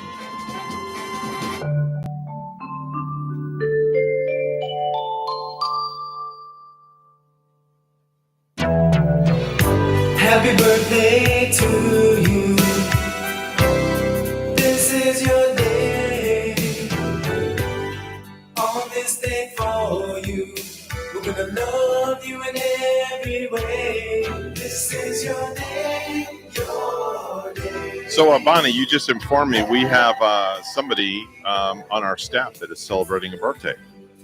Yes, right? we do. Yeah. So is he there this morning? Probably. We should call him while we're on the air live. But then again, he may put us on the air live, and that'll be fine. It'll be two people. You know, do you know the number up there by any chance to Lahigante? Oh, to Lahigante. Yeah. Do you know the number? I think you can. I was going to say just dial Gio, our regular number. No, will he answer? No, he won't answer that one. He's not gonna answer. But No, we'll have to call Lahigante. who we're talking about is Noe this morning. Happy birthday, Noe. Yeah. On our sister station. Bonnie, keep talking amongst yourself. Lahigante. And I just saw his birthday picture on Facebook. He's looking very healthy, very happy. All right. We're glad to see him. How old is Noe? Do we know? 30? I know, but I know that he's younger than I am, but 464-1330. Okay. 772. 1-772-464-1330. Yeah. Let's see if he answers. Let's see if right before the top of the hour, he'll probably answer. I must have dialed it wrong. You probably did. All right. Here we go. 772-464-1330. We're calling Noe. Yes. Noe Gomez. Yes. he is so nice. Oh, there he is. Is that one ringy dingy? He walks in the building. Uh-huh. He's got cologne on. Yeah. Dude. It's 2 ringy dingies. What do you got cologne on for? It's 5 o'clock in the morning. Because I'm there. No, he did it before you were there, Bonnie. He wants to impress me for before sure. you were there. He did it when Ray was there. We want to impress Has Ray. nothing to do with you, Bonnie. The man just wears cologne. Maybe he's not there. Maybe take the morning off. Maybe he's talking on the radio. He's always styling too. He's like the best dresser that. Yeah, well, you're a good dresser, and you're a good dresser. I'm not 5 saying rings. we're bad dressers. We wear short pants and sneakers, Bonnie. Yeah. What are you talking about? I'll let it ring He's one more always time. like a really fancy dancy He kind of didn't dressed answer. up. Yeah, I've never seen Noe in short pants and sneakers. Wow. I mean, that's he. That's because he's the tax man too, don't we know? Yeah, And he's a classy he's the tax man, and The couple of times I've seen him, he's like dressed to the nines. Yeah. See what I did there? Thank you. he is. He's a classy dresser, though. Happy birthday, Noe. Happy love. birthday to you. Coming up later on this morning after 8, Chief Deputy, your favorite guy, Chief Deputy John Budenseek, Bonnie. We do admire him around here. We really appreciate Chief Deputy Budenseek. Yeah, we're going to be speaking with him, getting an update on everything that's been happening in Martin County. Yes, all the indeed. craziness that's going on in this world. And how well those fellas and the ladies, how well the folks in Martin County hold everything together. Yeah, definitely so. Completely awesome. Do you have any words of wisdom over there? I'm like at a loss for words, which is words of wisdom. Yeah. Do you have a word of the day or something? Just pull something out of your left nostril. Travel like a king. Listen to the inner voice. There's a mighty high in wisdom at work for you. Conquering your stumbling blocks come easier when the conqueror is in tune with the infinite. Every ending is a new beginning. Life is an endless unfoldment. Change your mind and you change your relation to time. But you can find the answer. The solution lies within the problem. The answer is in every question. An attitude is all you need to rise and walk away. Inspire yourself. Your life is yours. It fits you like your skin. Oh, preach it, G. Yeah. Wow. Have a nice day. That was awesome. Wow. I'm here all week. Oh, How much do you need to be paid for that? $1.280. oh, Buck that was 280. See if you remember this TV theme. Coming in our studios is a DJ from Palm City, Florida, who is looking for a date with so-and-so. Is it one of those dating game type Let's things? meet our bachelor of the day. It's Palm City Charlie. Oh, there you go. I don't think his wife will like that. And now our 3 eligible bachelorettes. Bachelorette number 1 comes to us from Wisconsin, making her residence here in beautiful Port St. Lucie, Florida. It's Bonnie Ashley. Now, Evan, you missed it because we did. We showed Michael Jackson when he was on the show. We played it last week. Oh wow! And it was very cool. A young Michael. What was he? 11? Only like 11, and talking to these other 11 and like 12-year-old girls. Wow, that's crazy. One of the questions was, if you and I are on a date and another girl comes up to me, what are you going to say to her? He's mine. Leave him alone. He's mine. We're going to take a short pause for the cause. We're WSTU Stewart, Martin County's Heritage Station, WPSL Port St. Lucie, the talk of the Treasure Coast.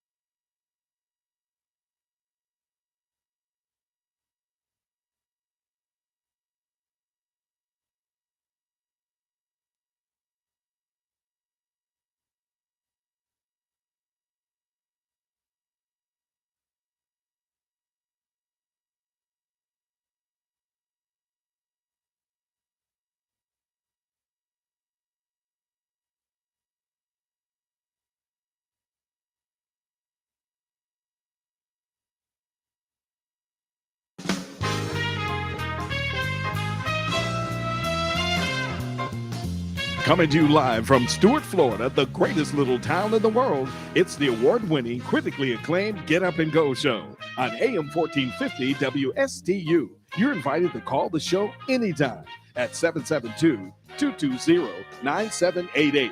And now, broadcasting live from their palatial studios, here are your hosts. And we say top of the Tuesday morning to you. Yes, top of the Tuesday morning. Listen, this is the way it is. That's right. It's the way it is. It's the way things happen. Oh, jeez. Why are you laughing at me? What'd you say, young man? Eat your damn dinner. All right. G, eat your dinner, please. Okay. Remember, eat your dinner. That's what he says. Time now is officially, let me see. I'm just going to let Mr. Clock say what time it is. It's now 8:07 a.m. 8:07 a.m. on the Get Up and Go show. Slam the jail door. Thank you. And when you hear this, you know what time it is. No, it's not 8:08, but it is time for our weekly visit with, I don't want to say the man in charge, but he is the man in charge. Chief Deputy John Budenseek is with us on our line right now. John, good morning to you. Good morning, Evan. How are you this morning? I'm great. I've got Bonnie here with me, and Mr. G is also in studio with me. So we have a full house here, so to speak. Good morning, crew. Good morning. Good morning. So we got a whole lot to talk about this morning, as per the notes that have come my way. First and foremost, let's talk a little bit about this knucklehead that walked into Dick's Sporting Goods with a baseball bat and thought he was going to hit a grand slam home run. Yes, so that was clearly a bizarre incident. Saturday night, our deputies got a call to Dick's Sporting Goods, and the caller was an employee at Dick's who stated that this individual, Mr. Diaz, had walked in to the store, retrieved a baseball bat from their baseball, softball section over there, then walked to the glass cabinet cases that hold sunglasses right there at the front of the store, apologized, and then proceeded to smash two of the glass cases out. All right, wait a minute. He apologized first, then he broke the case. He did. And at which point he threw the bat up into the air and walked out the door telling them to call the sheriff's office, call the police, call the sheriff's office, and his name was Diaz. So, of course, they had a really good description. He didn't go far. He had wandered out there to the US 1 where the storefront is. Our deputy showed up. As soon as our deputies arrived, he did basically the same thing, apologized, said it was him, and they took him into custody. Clearly, we can't crawl into an irrational person's mind and make rational sense out of what he was thinking or what he was trying to accomplish. Right. What we think he was trying to accomplish based on what he said and his actions. Let me back up to what he said first. He told our deputies that showed up that he had committed 2 shopliftings just prior to going into Dick's Sporting Goods. So it looked as if he was trying to get himself arrested, and who knows why, potentially for a place to stay.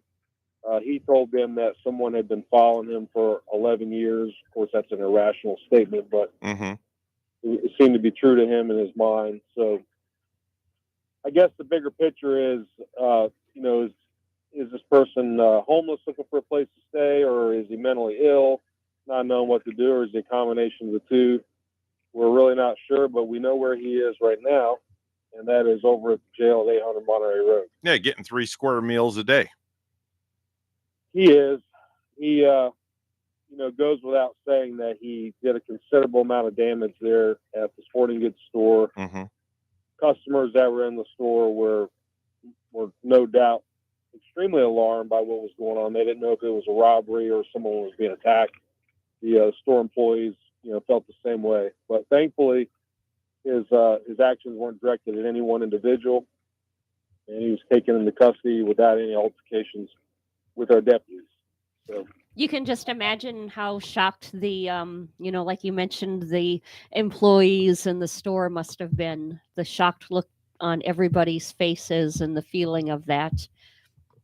Absolutely, Bonnie. And, that could have gone in so many different directions. It could have ended, it ended as well as it could end, considering. But, you get a guy with a baseball bat smashing out showcases, and some, deputy drives by and think there's an armed robbery going on, or there's a person in the store that's lawfully carrying a firearm. They feel like they have to step up and use force to protect other people in the store, and all that would have been justified. So it could have ended a lot worse than what it did. But, of course, we were concerned.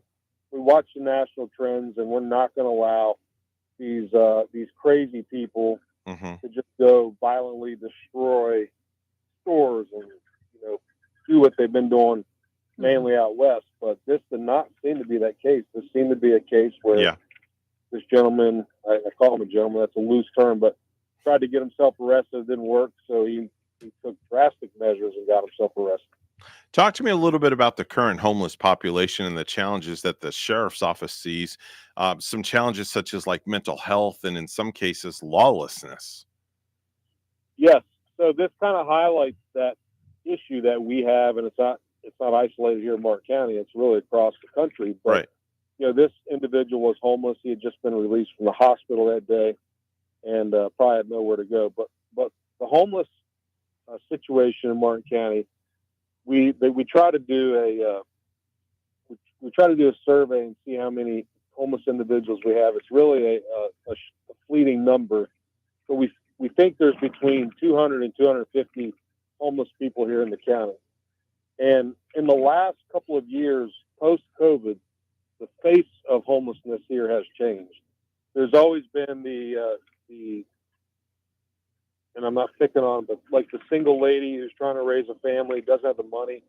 Those people have existed, and there's been a lot of nonprofits that have been helping them through life.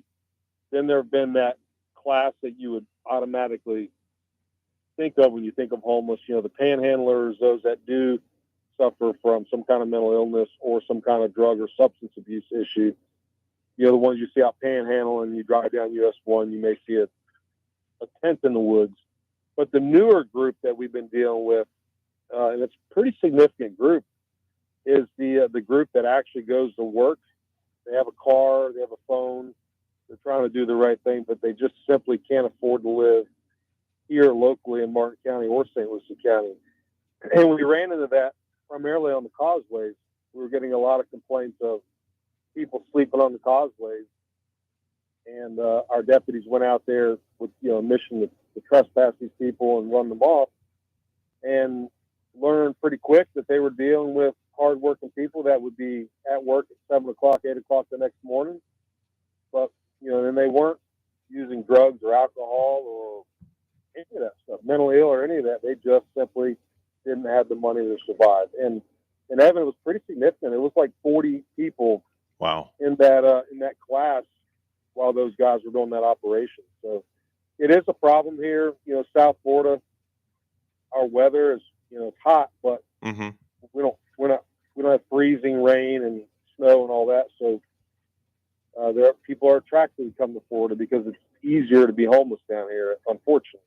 In my notes, it says that there's roughly between 250 to 300 homeless people here in Martin County. Is that an accurate number? Well, like I said, that's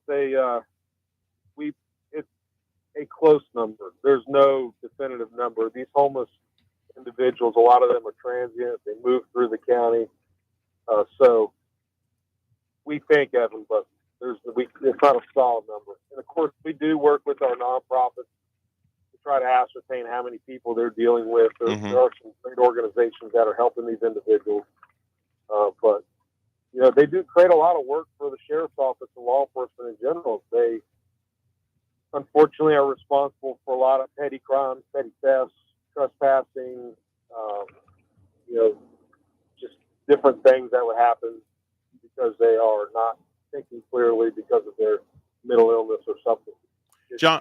John, where do you see a lot of the homeless people congregate more so? Where are they? I guess, where is their hangout, so to speak? Is there one area where the homeless population is more dense than others here in Martin County?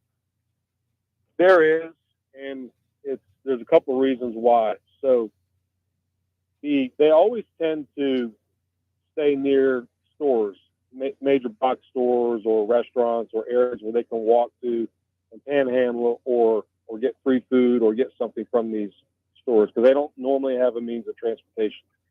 So that kind of encompasses the US 1 corridor from here in Martin County, from Jensen Beach, really down through Central Stewart, around Walmart in Stewart was a really a main place for them, around Lowe's in Stewart also. Of course, with this development that's been going on, these individuals have been displaced. But where we're seeing the majority of our homeless people is along Salerno Road down in central South Stewart. And the reason is there's a Lahia Love and Hope in Action. It's an organization that helps these homeless individuals, so that's okay. But to compound that problem, you have Martin South, a hospital where a lot of these individuals, because of their poor health, end up. So you have Martin South, and then you have a mental health receiving facility, Coral Shores, behind Martin South.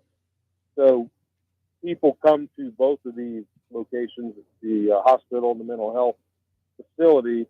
They're treated and then they're released, but they have nowhere to go.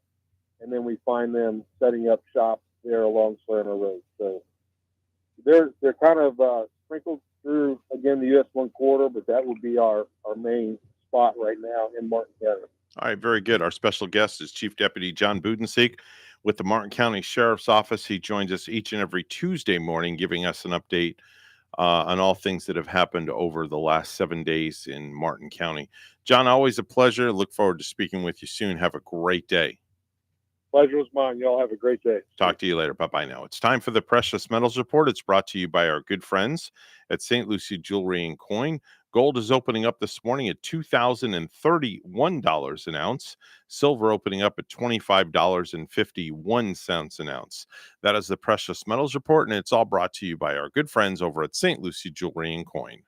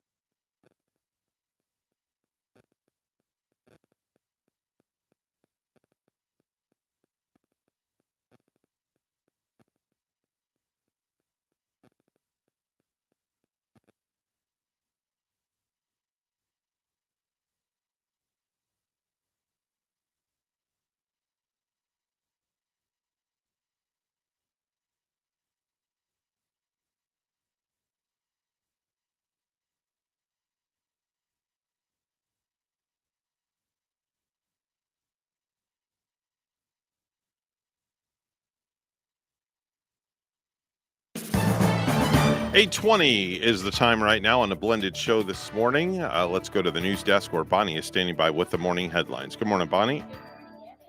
President Biden is meeting with House Speaker Kevin McCarthy and top congressional leaders at the White House today to try to resolve the debt ceiling standoff. Senator Rick Scott says the solution is simple. Uncle Sam needs to stop spending more than it takes in. We've got to raise the debt limit in a manner that's responsible. We can't continue to grow our debt. We can't continue to run massive deficits. It's causing inflation. Fort Pierce pedestrians are worried about safety after a hit-and-run crash where a man was crossing US 1 just south of Edwards Road. Here's more from WPTV's Joel Lopez. I'm Joel Lopez in Fort Pierce, where police are looking for the driver in a hit-and-run crash that left one man in critical condition. The search is on to find the driver of a hit-and-run crash that left a 49-year-old man in Fort Pierce in critical condition. You know, safety is a big thing. I don't want to get hit trying to get home. For Blake Chapman, I'll walk home because it's about a mile from here. He says he takes the bus when he can, but says buses don't run late into the night. So when you're walking down this road at night, is it well lit? Do you feel safe? No, it's pretty dark. Yeah, it's pretty dark, especially through here. Fort Pierce police say the man hit on Saturday night was crossing US 1 just south of Edwards Road and wasn't using the crosswalk. So when you're walking down this road, have you ever felt like you've almost been hit by a car? Of course. I had to move over. I felt like, whoa, this car is speeding. Maria Matos walks down US 1 for exercise. How often would you say you walk around this road? Every other day. At night, she risks walking along the bike lanes as she says the sidewalks in place have other dangers. And a lot of times, if I'm coming from night, I get nervous because it's all trees. You never know who's going to jump out at you. So for you, it's too dark. Yeah, at night, of course. Investigators say that they're looking for a dark-colored Jeep Grand Cherokee that's missing its passenger side mirror. So if you have any information, you are asked to contact Fort Pierce Police. Reporting in Fort Pierce, Joe Lopez, WPTV, News Channel 5. A bill heading to Florida Governor Ron DeSantis for his signature would change the way your kids use their cell phones in school. HB 379, formerly titled Technology in K-12 Public Schools, would require social media safety be taught to older students and would also prohibit students from using social media while on school district internet access. Indian River County voters sound off on Republican presidential candidates. We hear more from WPTV's Shannon Cake. A recent poll out over the weekend suggests Donald Trump is leading the pack when it comes to Republican candidates at the moment. It has a lot of people talking, especially in this Republican stronghold of Vero Beach. In the heart of downtown Vero Beach, we pulled up a stool at the coffee house on 14th Street. How much clearer can we see the difference between two administrations over the last 6 years, 6.5 years?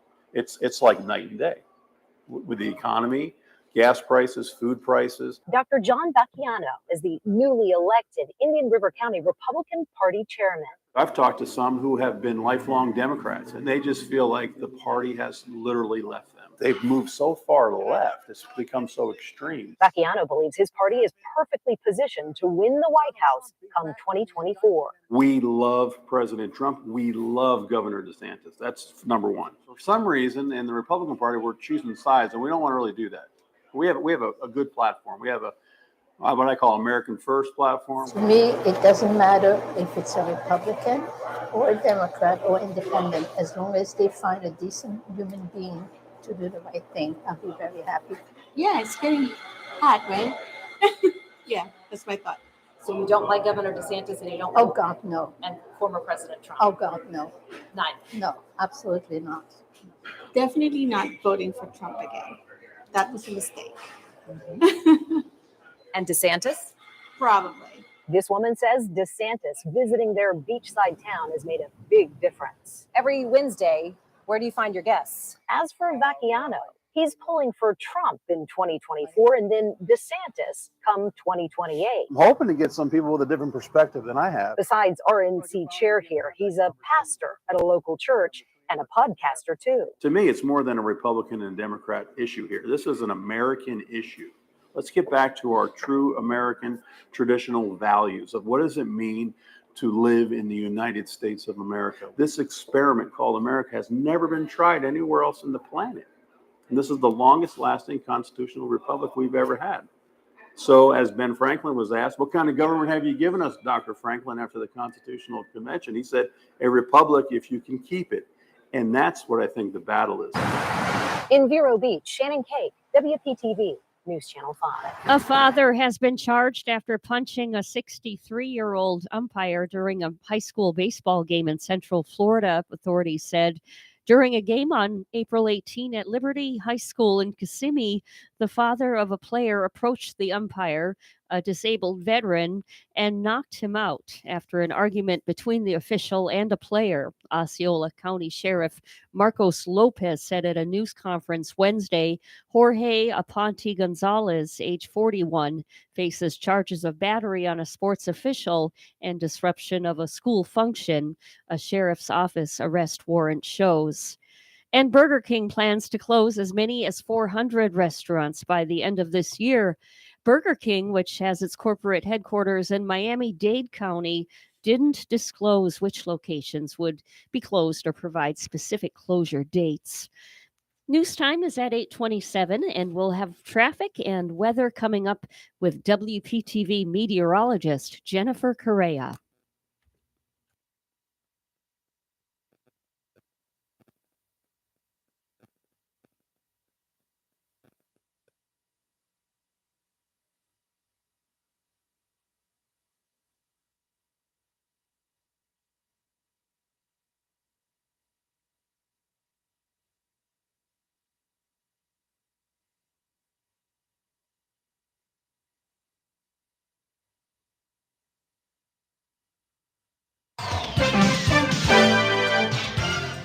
Eight 8:27 is the time right now on the Get Up and Go show. It's time for a look at traffic, and nothing is really there to report. Everything looking good. I-95 Florida Turnpike, you've got a smooth ride in both directions. All your side streets on the Treasure Coast are accident-free. If you see something, say something. Give us a call, 220-9788, 220-WSTU. 70 degrees right now under sunny skies here on the Treasure Coast. Time for a look at weather once again with WPTV's meteorologist Jennifer Correa. It's a nice and dry start this morning. We're starting off with temperatures in the low to mid 60s, mainly clear skies, and it will stay dry this afternoon. So expect lots of sunshine again this Tuesday with temperatures a little warmer this time, warming up to highs in the mid to upper 80s this afternoon, around 87 degrees for the high. Then as we head into tonight, we'll keep things dry with a few clouds, overnight lows dropping into the mid and upper 60s. Tomorrow's going to be even warmer, getting very close to hitting 90 degrees tomorrow afternoon with an isolated thunderstorm late in the afternoon and evening. I'm WPTV First Alert meteorologist Jennifer Correa on WSTU AM 1450, Martin County's Heritage Station.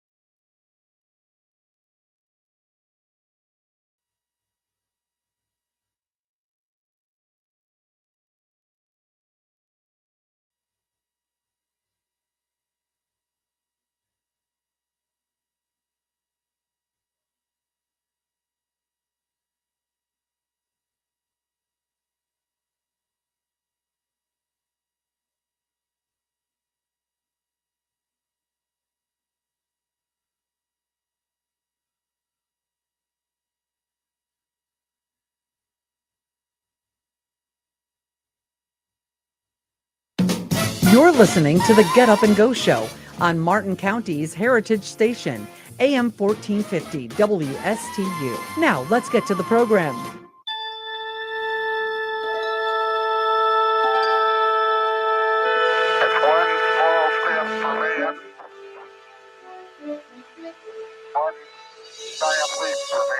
It's now 8:32 a.m. 8:32 a.m. on the Get Up and Go Show, and without further ado, it's time for the man with the plan. We don't call him a space case because he has all the information we need about outer space. The captain with the award-winning space report, Captain Randy Siegel, is joining us. Good morning, Captain. Good morning, Admiral. Well, it was on this date in history that the Japanese launched their Hayabusa spacecraft headed out for an asteroid. Hayabusa was a craft that would go out, reach out, and touch an asteroid and potentially bring back some of its soil, if you will. And guess what? It did just that. They were very successful with Hayabusa, and there was no problem. Hayabusa stands for Falcon in Japanese. A great space flight, to say the least. Well, Monday was an off day for the astronauts on board the International Space Station. They spent a lot of time just relaxing, having done a tremendous amount of work a couple of days before that. Saturday, they relocated the spacecraft Endeavour from one docking module to another. Then they did work with the station, and now they get to take a couple days off. The crew for the Russians, Sergei Prokofiev and Dmitry Petlin, once again worked over the weekend, actually on Friday, on their airlock. And they were successful in the operations that they did. So now a well-deserved little bit of rest for the crew before they start undertaking and getting back into configurations. Now, don't think that they're doing nothing up there, because they do experiments even on their off days. So they're not just lounging around and taking it easy. NASA, Axiom Space, and SpaceX are targeting no earlier than 5:37 p.m. Sunday, the 21st, for launching of the Axiom Mission 2 to the International Space Station. And SpaceX is targeting 12:34 p.m. on Saturday, June 3rd, for launching its commercial resupply flight. The mission will carry a next pair of IROSA rollout solar arrays for the space station. Well, it's been confirmed now that China is unable to reestablish contact with its Zhurong rover. Zhurong rover landed on Mars on May 14th of 2021. It went into a one-year hibernation period because of the harsh Martian winter. However, it never woke up.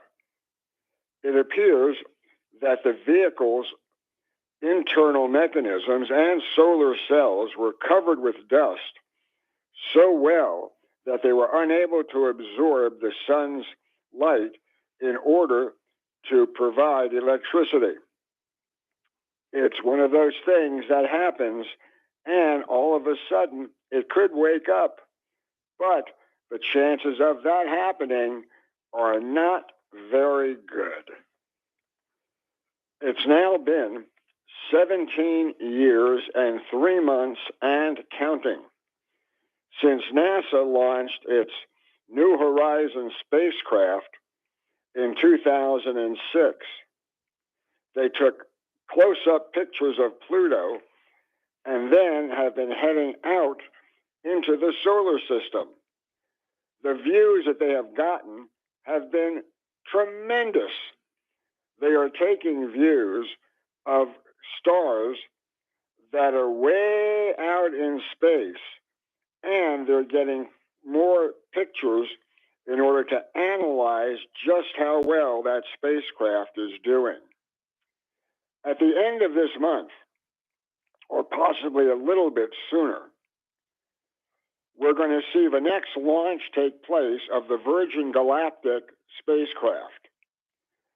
The Virgin Galactic's mothership, VMS Eve, and the spacecraft, VSS Unity, are getting ready to fly. Unity is strapped to the bottom of Eve, and then when it reaches an altitude of 50,000 miles, it is let go when its engines start to carry it above the 50-mile limit into space.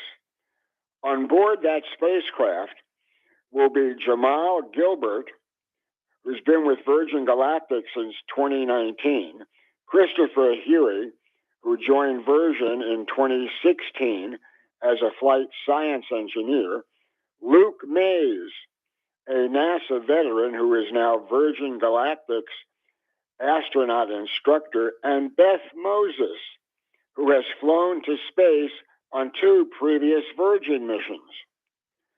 The pilots of the aircraft launching them will be Mike Mascucci and C.J. Sturkow, an ex-NASA astronaut. They are currently planning to fly before the end of the month, as they want this to be the last flight before they start carrying commercial customers into space. And it will only cost you a mere $425,000 for the seat. So start saving your money now, because you may need it in the not too distant future.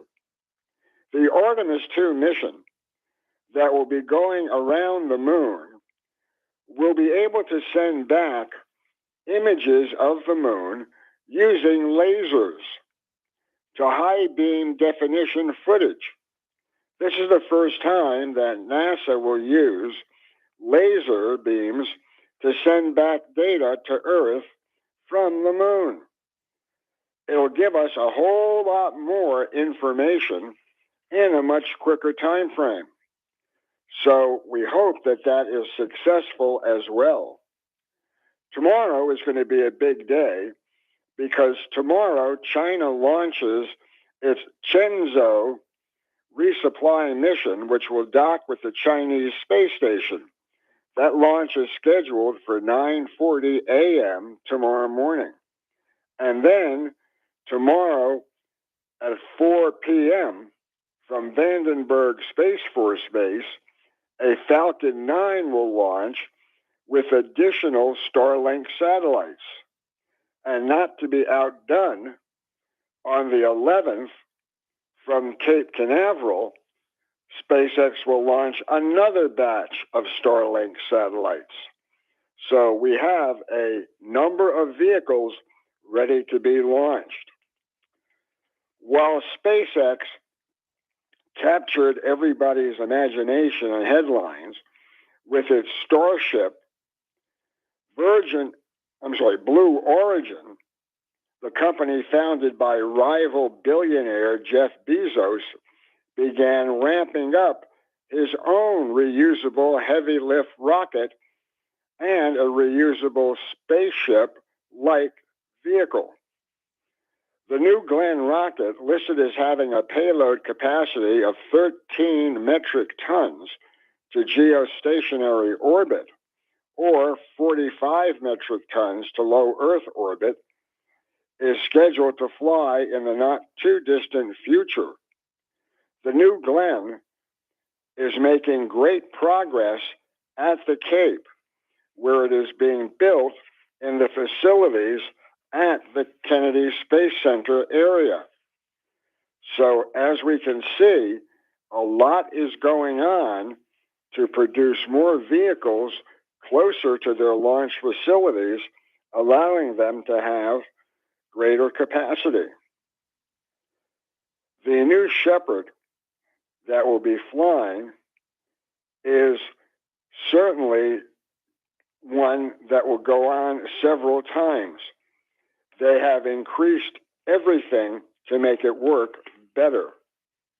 We also know that China has just installed its Chang'e 7 vehicle on the launch pad in Wenchang Cosmodrome. This vehicle will place into orbit new modules for the Chinese space station as China continues to ramp up their space equipment. Tomorrow we're going to tell you about Southland Spaceport in the UK and Blue Skies extending a mission. So until tomorrow, have a great day, everyone. That's Captain Randy Siegel with the award-winning space report. He'll be back with us tomorrow morning in about 21 hours from now with another space report for you.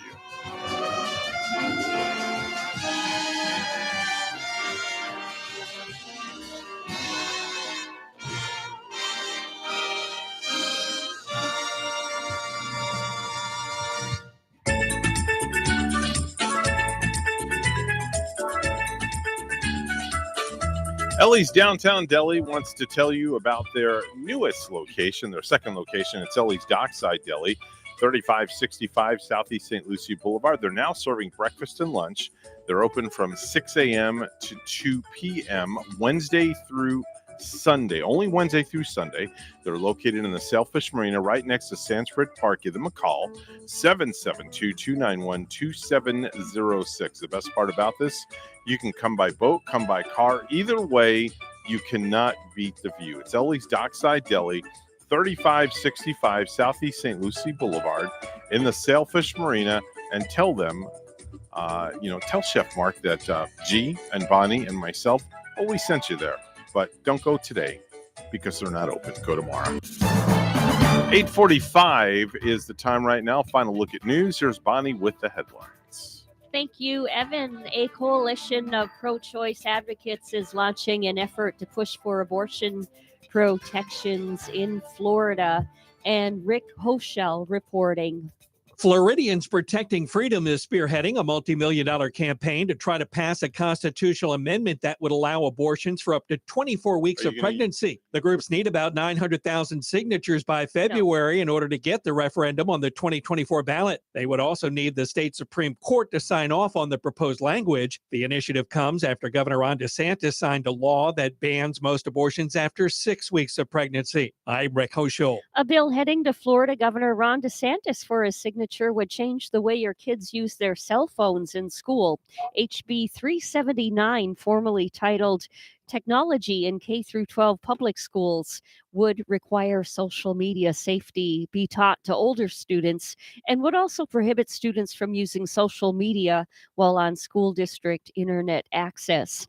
Port St. Lucie police arrested a Sam's Club employee who they said was responsible for more than $100,000 in fraudulent merchandise returns. Between February and April, Keandra Breland, age 32, from Fort Pierce, used barcodes from expensive electronics and fraudulently returned the purchase prices to her and her family's member debits card.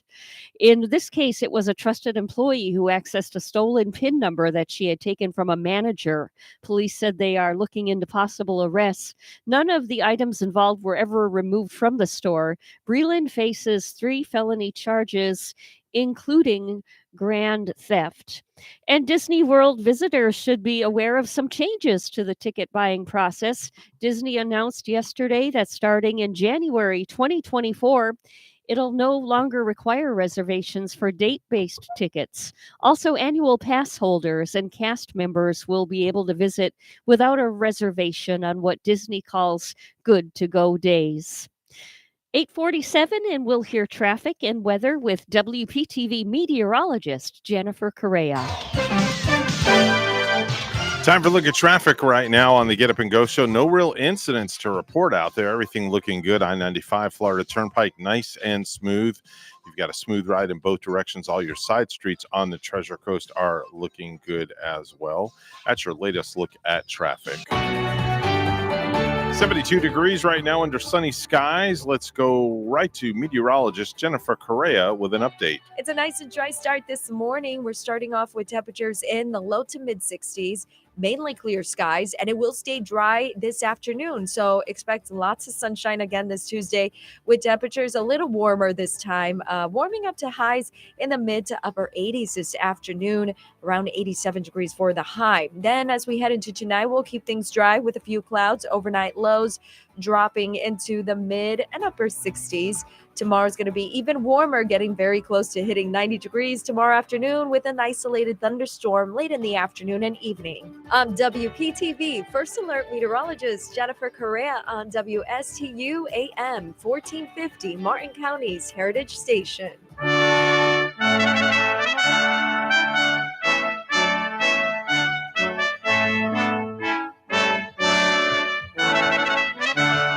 This is kind of apropos to play for our next guest who's on the phone with us all the way from across the pond, Bonnie. You know exactly who it is. Our friend we enjoy hearing from once in a while, Mr. Mark Hales. That's right. Mark, top of the morning to you, or top of the afternoon over in your neck of the woods. Well, I'll say very good morning, good afternoon from King Mark in the southeast of England. Say good morning to Mr. G because we got a whole full studio this morning, Mark. Oh yeah, I saw on the live feed, Mr. G. Very nice to make your acquaintance. I think for the second time on the phone, sir. I think so because I remember talking with you as well. That'd probably be over a year ago. Yeah. Yeah, I've not called in as many times as I should or I would like to, but you know, if you get too much of me and then it becomes boring, doesn't it? But how is everyone? Everybody's fine. We're good. I remember doing my very bad impression of "You got a TV, you got a telly." Oh, you were very Scottish, that is. But being a South London boy, you got to pick up the game there if you want to have a good old conversation with me. I understand. So give us a little update. You had all the pomp and circumstance recently over in your neck of the woods. We did, yeah. Of course, King Charles was crowned officially. Although he's been king for nearly a year, he was crowned officially. And I'm sure the Americans probably loved it as much as the Brits do. It was very nice. It was very poignant. And I'm not a royalist or monarchist by any means, but I'm not a Republican either. So I quite enjoyed it. Yesterday was a public holiday because of the weekend. So, of course, everyone was enjoying that. For me, every day's a Sunday now. Now I've retired. So, like yesterday it just passed me by. But yeah, it was very good, very nice.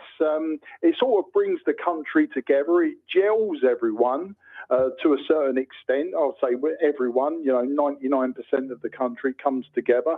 Lots of local street parties. Streets were closed off and traffic was banned, while people generally were merry and happy. Sunday, the weather here in the southeast of England was good, but the Saturday, the actual day of coronation, it was abysmal weather. It rained for most of the day. So, it put the dampers on some parties, but, us Brits will pull through, stiff upper lip and all that, and we just carry on regardless. And it was good. It was nice, and it sort of draws a line in the sands now. We've officially got a king, and we've officially got the Queen Camilla, of course, and then all of the family behind him.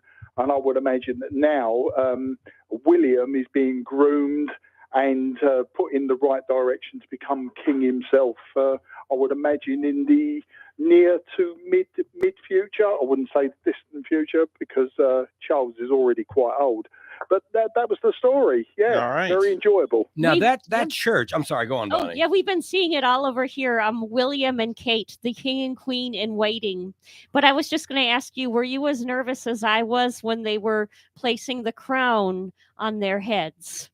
No, they've practiced this many times indeed. In fact, I remarked to my wife, like Camilla especially looked quite apprehensive, and therefore she was very, very stiff. If you watch any video playback, you can see that she was absolutely stiff as a board, vertical, because I think she probably, had had more trouble wearing such a weight on her head.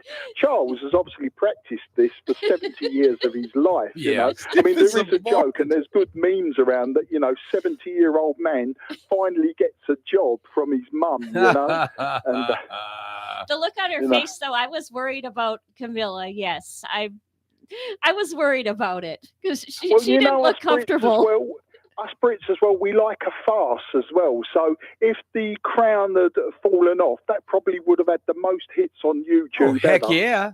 I was almost sitting there wanting it to happen because it was gonna liven up everything. But I wanted to ask. I mean, Charles did give the impression he was maybe a little bit bored with it. Well, he wasn't smiling. At the end of the day, it's a sort of somber as well as happy occasion. It's quite mixed. It's quite, I suppose, confusing in your head. But there you go. He got what he's trained for all of his life, and I'm sure he'll make a remarkable king. And I don't see a problem with it. I haven't got a problem with the royal family per se. I'm glad it's Charles. It could have been someone a lot more nefarious in the family. But, it's Charles. He's a good man, and he has his ways. We'll just go with the flow. How far are you from how far are you from where all the festivities were? Were you fairly close? Well, I live just in a suburb of London. So as the crow flies, I'm probably about 15 miles from Buckingham Palace. Wow. If I was to drive, it'd probably, nowadays traffic, if I was to drive, it'd take me 45 so minutes you could to an hour to you drive could smell the royalty in the air then. Oh yeah. I mean, I talk to many Americans when I come over, and they all think I live in a rose-fronted cottage, very close to Buckingham Palace. Oh, sure. And do I know the Beatles? Well, yeah, you name, do. And the other thing they say, do you know John Smith, who lives in Newcastle? Well, the most common name in the UK, and Newcastle's 500 miles away. No, I don't think I do know John. Well, I probably do know a John Smith. I don't know the John Smith they're on about. And that's the thing, because your country and North America in total is so huge, and your distances are so vast, they see our tiny little island, and the assumption is we can walk anywhere. How close are you to the Church of England? To the Church of England? Well, the Church of England is England, if you know what I mean. But I live very close to Canterbury, where the head of the Church of England, the bishop or whatever he's called, the Canterbury is probably a 45-minute drive from me. And I have to pass it once a week. I go to visit my mum. She lives on the coast in Kent. And, I'll pass Canterbury. So if there was a Church of England, if I've got it right, then Canterbury and Canterbury Cathedral would be the place I would head for, or where I would direct people. I probably asked the wrong question. I asked the wrong question. And the church that the coronation took place in? That is the same distance as Buckingham Palace. That will be Westminster Abbey. That will be... That's right, Westminster Abbey. That will be sort of 15 miles away. It's all in the general area of the Houses of Parliament, Buckingham Palace, many, many famous buildings. We could spend a whole show just reeling off the buildings that you say, I've heard of that. Well, anyone can go there, right? I mean, you don't have to be you don't have to be royalty to go to that church. No. I think you have to have lots of money, though. Oh, yeah? Whoa, the poor can't go to that church? Oh, well, the poor are allowed to come and bow their heads in front of it, I think. But it's where we've got the unnamed soldier and people like that. Oh, gee, we're going to go and bow our heads. Royalty would Lane State after they passed on like the Queen did. But I thought they didn't they invite some common folk too to the Yeah. coronation? Try to of course, yeah, mix common it in. folk. I mean, Common there's common and there's common like me. I mean, I'm so common that they don't even know my name, let alone invite me to to come and bow my head and tug my forelock. Yes, God bless you, Mum. God bless you, sir. And all that old nonsense. Does Westminster Abbey have anything to do with Abbey Road, like the famous No. Abbey Road and the Beatles? No. Okay. See, and I'm not. Sorry. I'm that not was trying to be short and ignorant. sharp. No, it doesn't. No. Do you know of Abbey Road? Like, are you close to it? No. I don't know exactly where Abbey Road is. Of course, I'm very aware of it, but there are hundreds of landmarks. I mean, just where I live alone, 10 minutes from where I live is one of Henry VIII's old palaces. It's called Eltham Palace, and it's right on my doorstep, and I never visit there. In fact, my wife and I were 30 seconds away from it this morning, and we don't give it a second thought. And there's lots of historical buildings where I live that that belonged once upon a time to the royal family. Where I live used to be just farmland before World War II. And so long before that, it would have been forestry land and hunting land. And that's why Henry VIII used to stay at Eltham Palace. And you know what that's like, Evan? That's just like a New Yorker never going to the Empire State Building. Yeah, that's true. I mean, they're like, I live here. I'll see it one day. Yeah, exactly. And I mentioned we've got a local castle, which is more of a folly. Yeah. It's called Sevendrug Castle. And my wife and I were there just this Sunday with my daughter's dog, walking around. And we don't give it a second thought. We're walking around this historic building, and they've got a little coffee shop in there, and we grabbed a coffee, but you don't give it a second thought that this historical building with hundreds of years of history, and people that have touched it and walked up those steps, millions of people over the hundreds of years. Well, Mark, we appreciate your phone call and educating us on the King and Queen of England. really. Thank you so much for checking in with us. Oh, you're more than welcome as always, and I'll be sure to check in soon. So have a great day, wind the show up, and much love to all the Floridians around you. All right, Mark, take care. That's a wrap for us. We are done. Happy trails, and we are out of here. Remember, if you have good values on the inside, you won't look for validation on the outside. And as always, we say ciao mein. Arrivederci. Oh no, she messed it up. No. Oh, She did. I did that time, huh? Let's try again. Ciao mein, Honduras, and arrivederci. We're WSTU Stewart, Martin County's Heritage Station, WPSL Port St. Lucie, the talk of the Treasure Coast. The news is coming up next.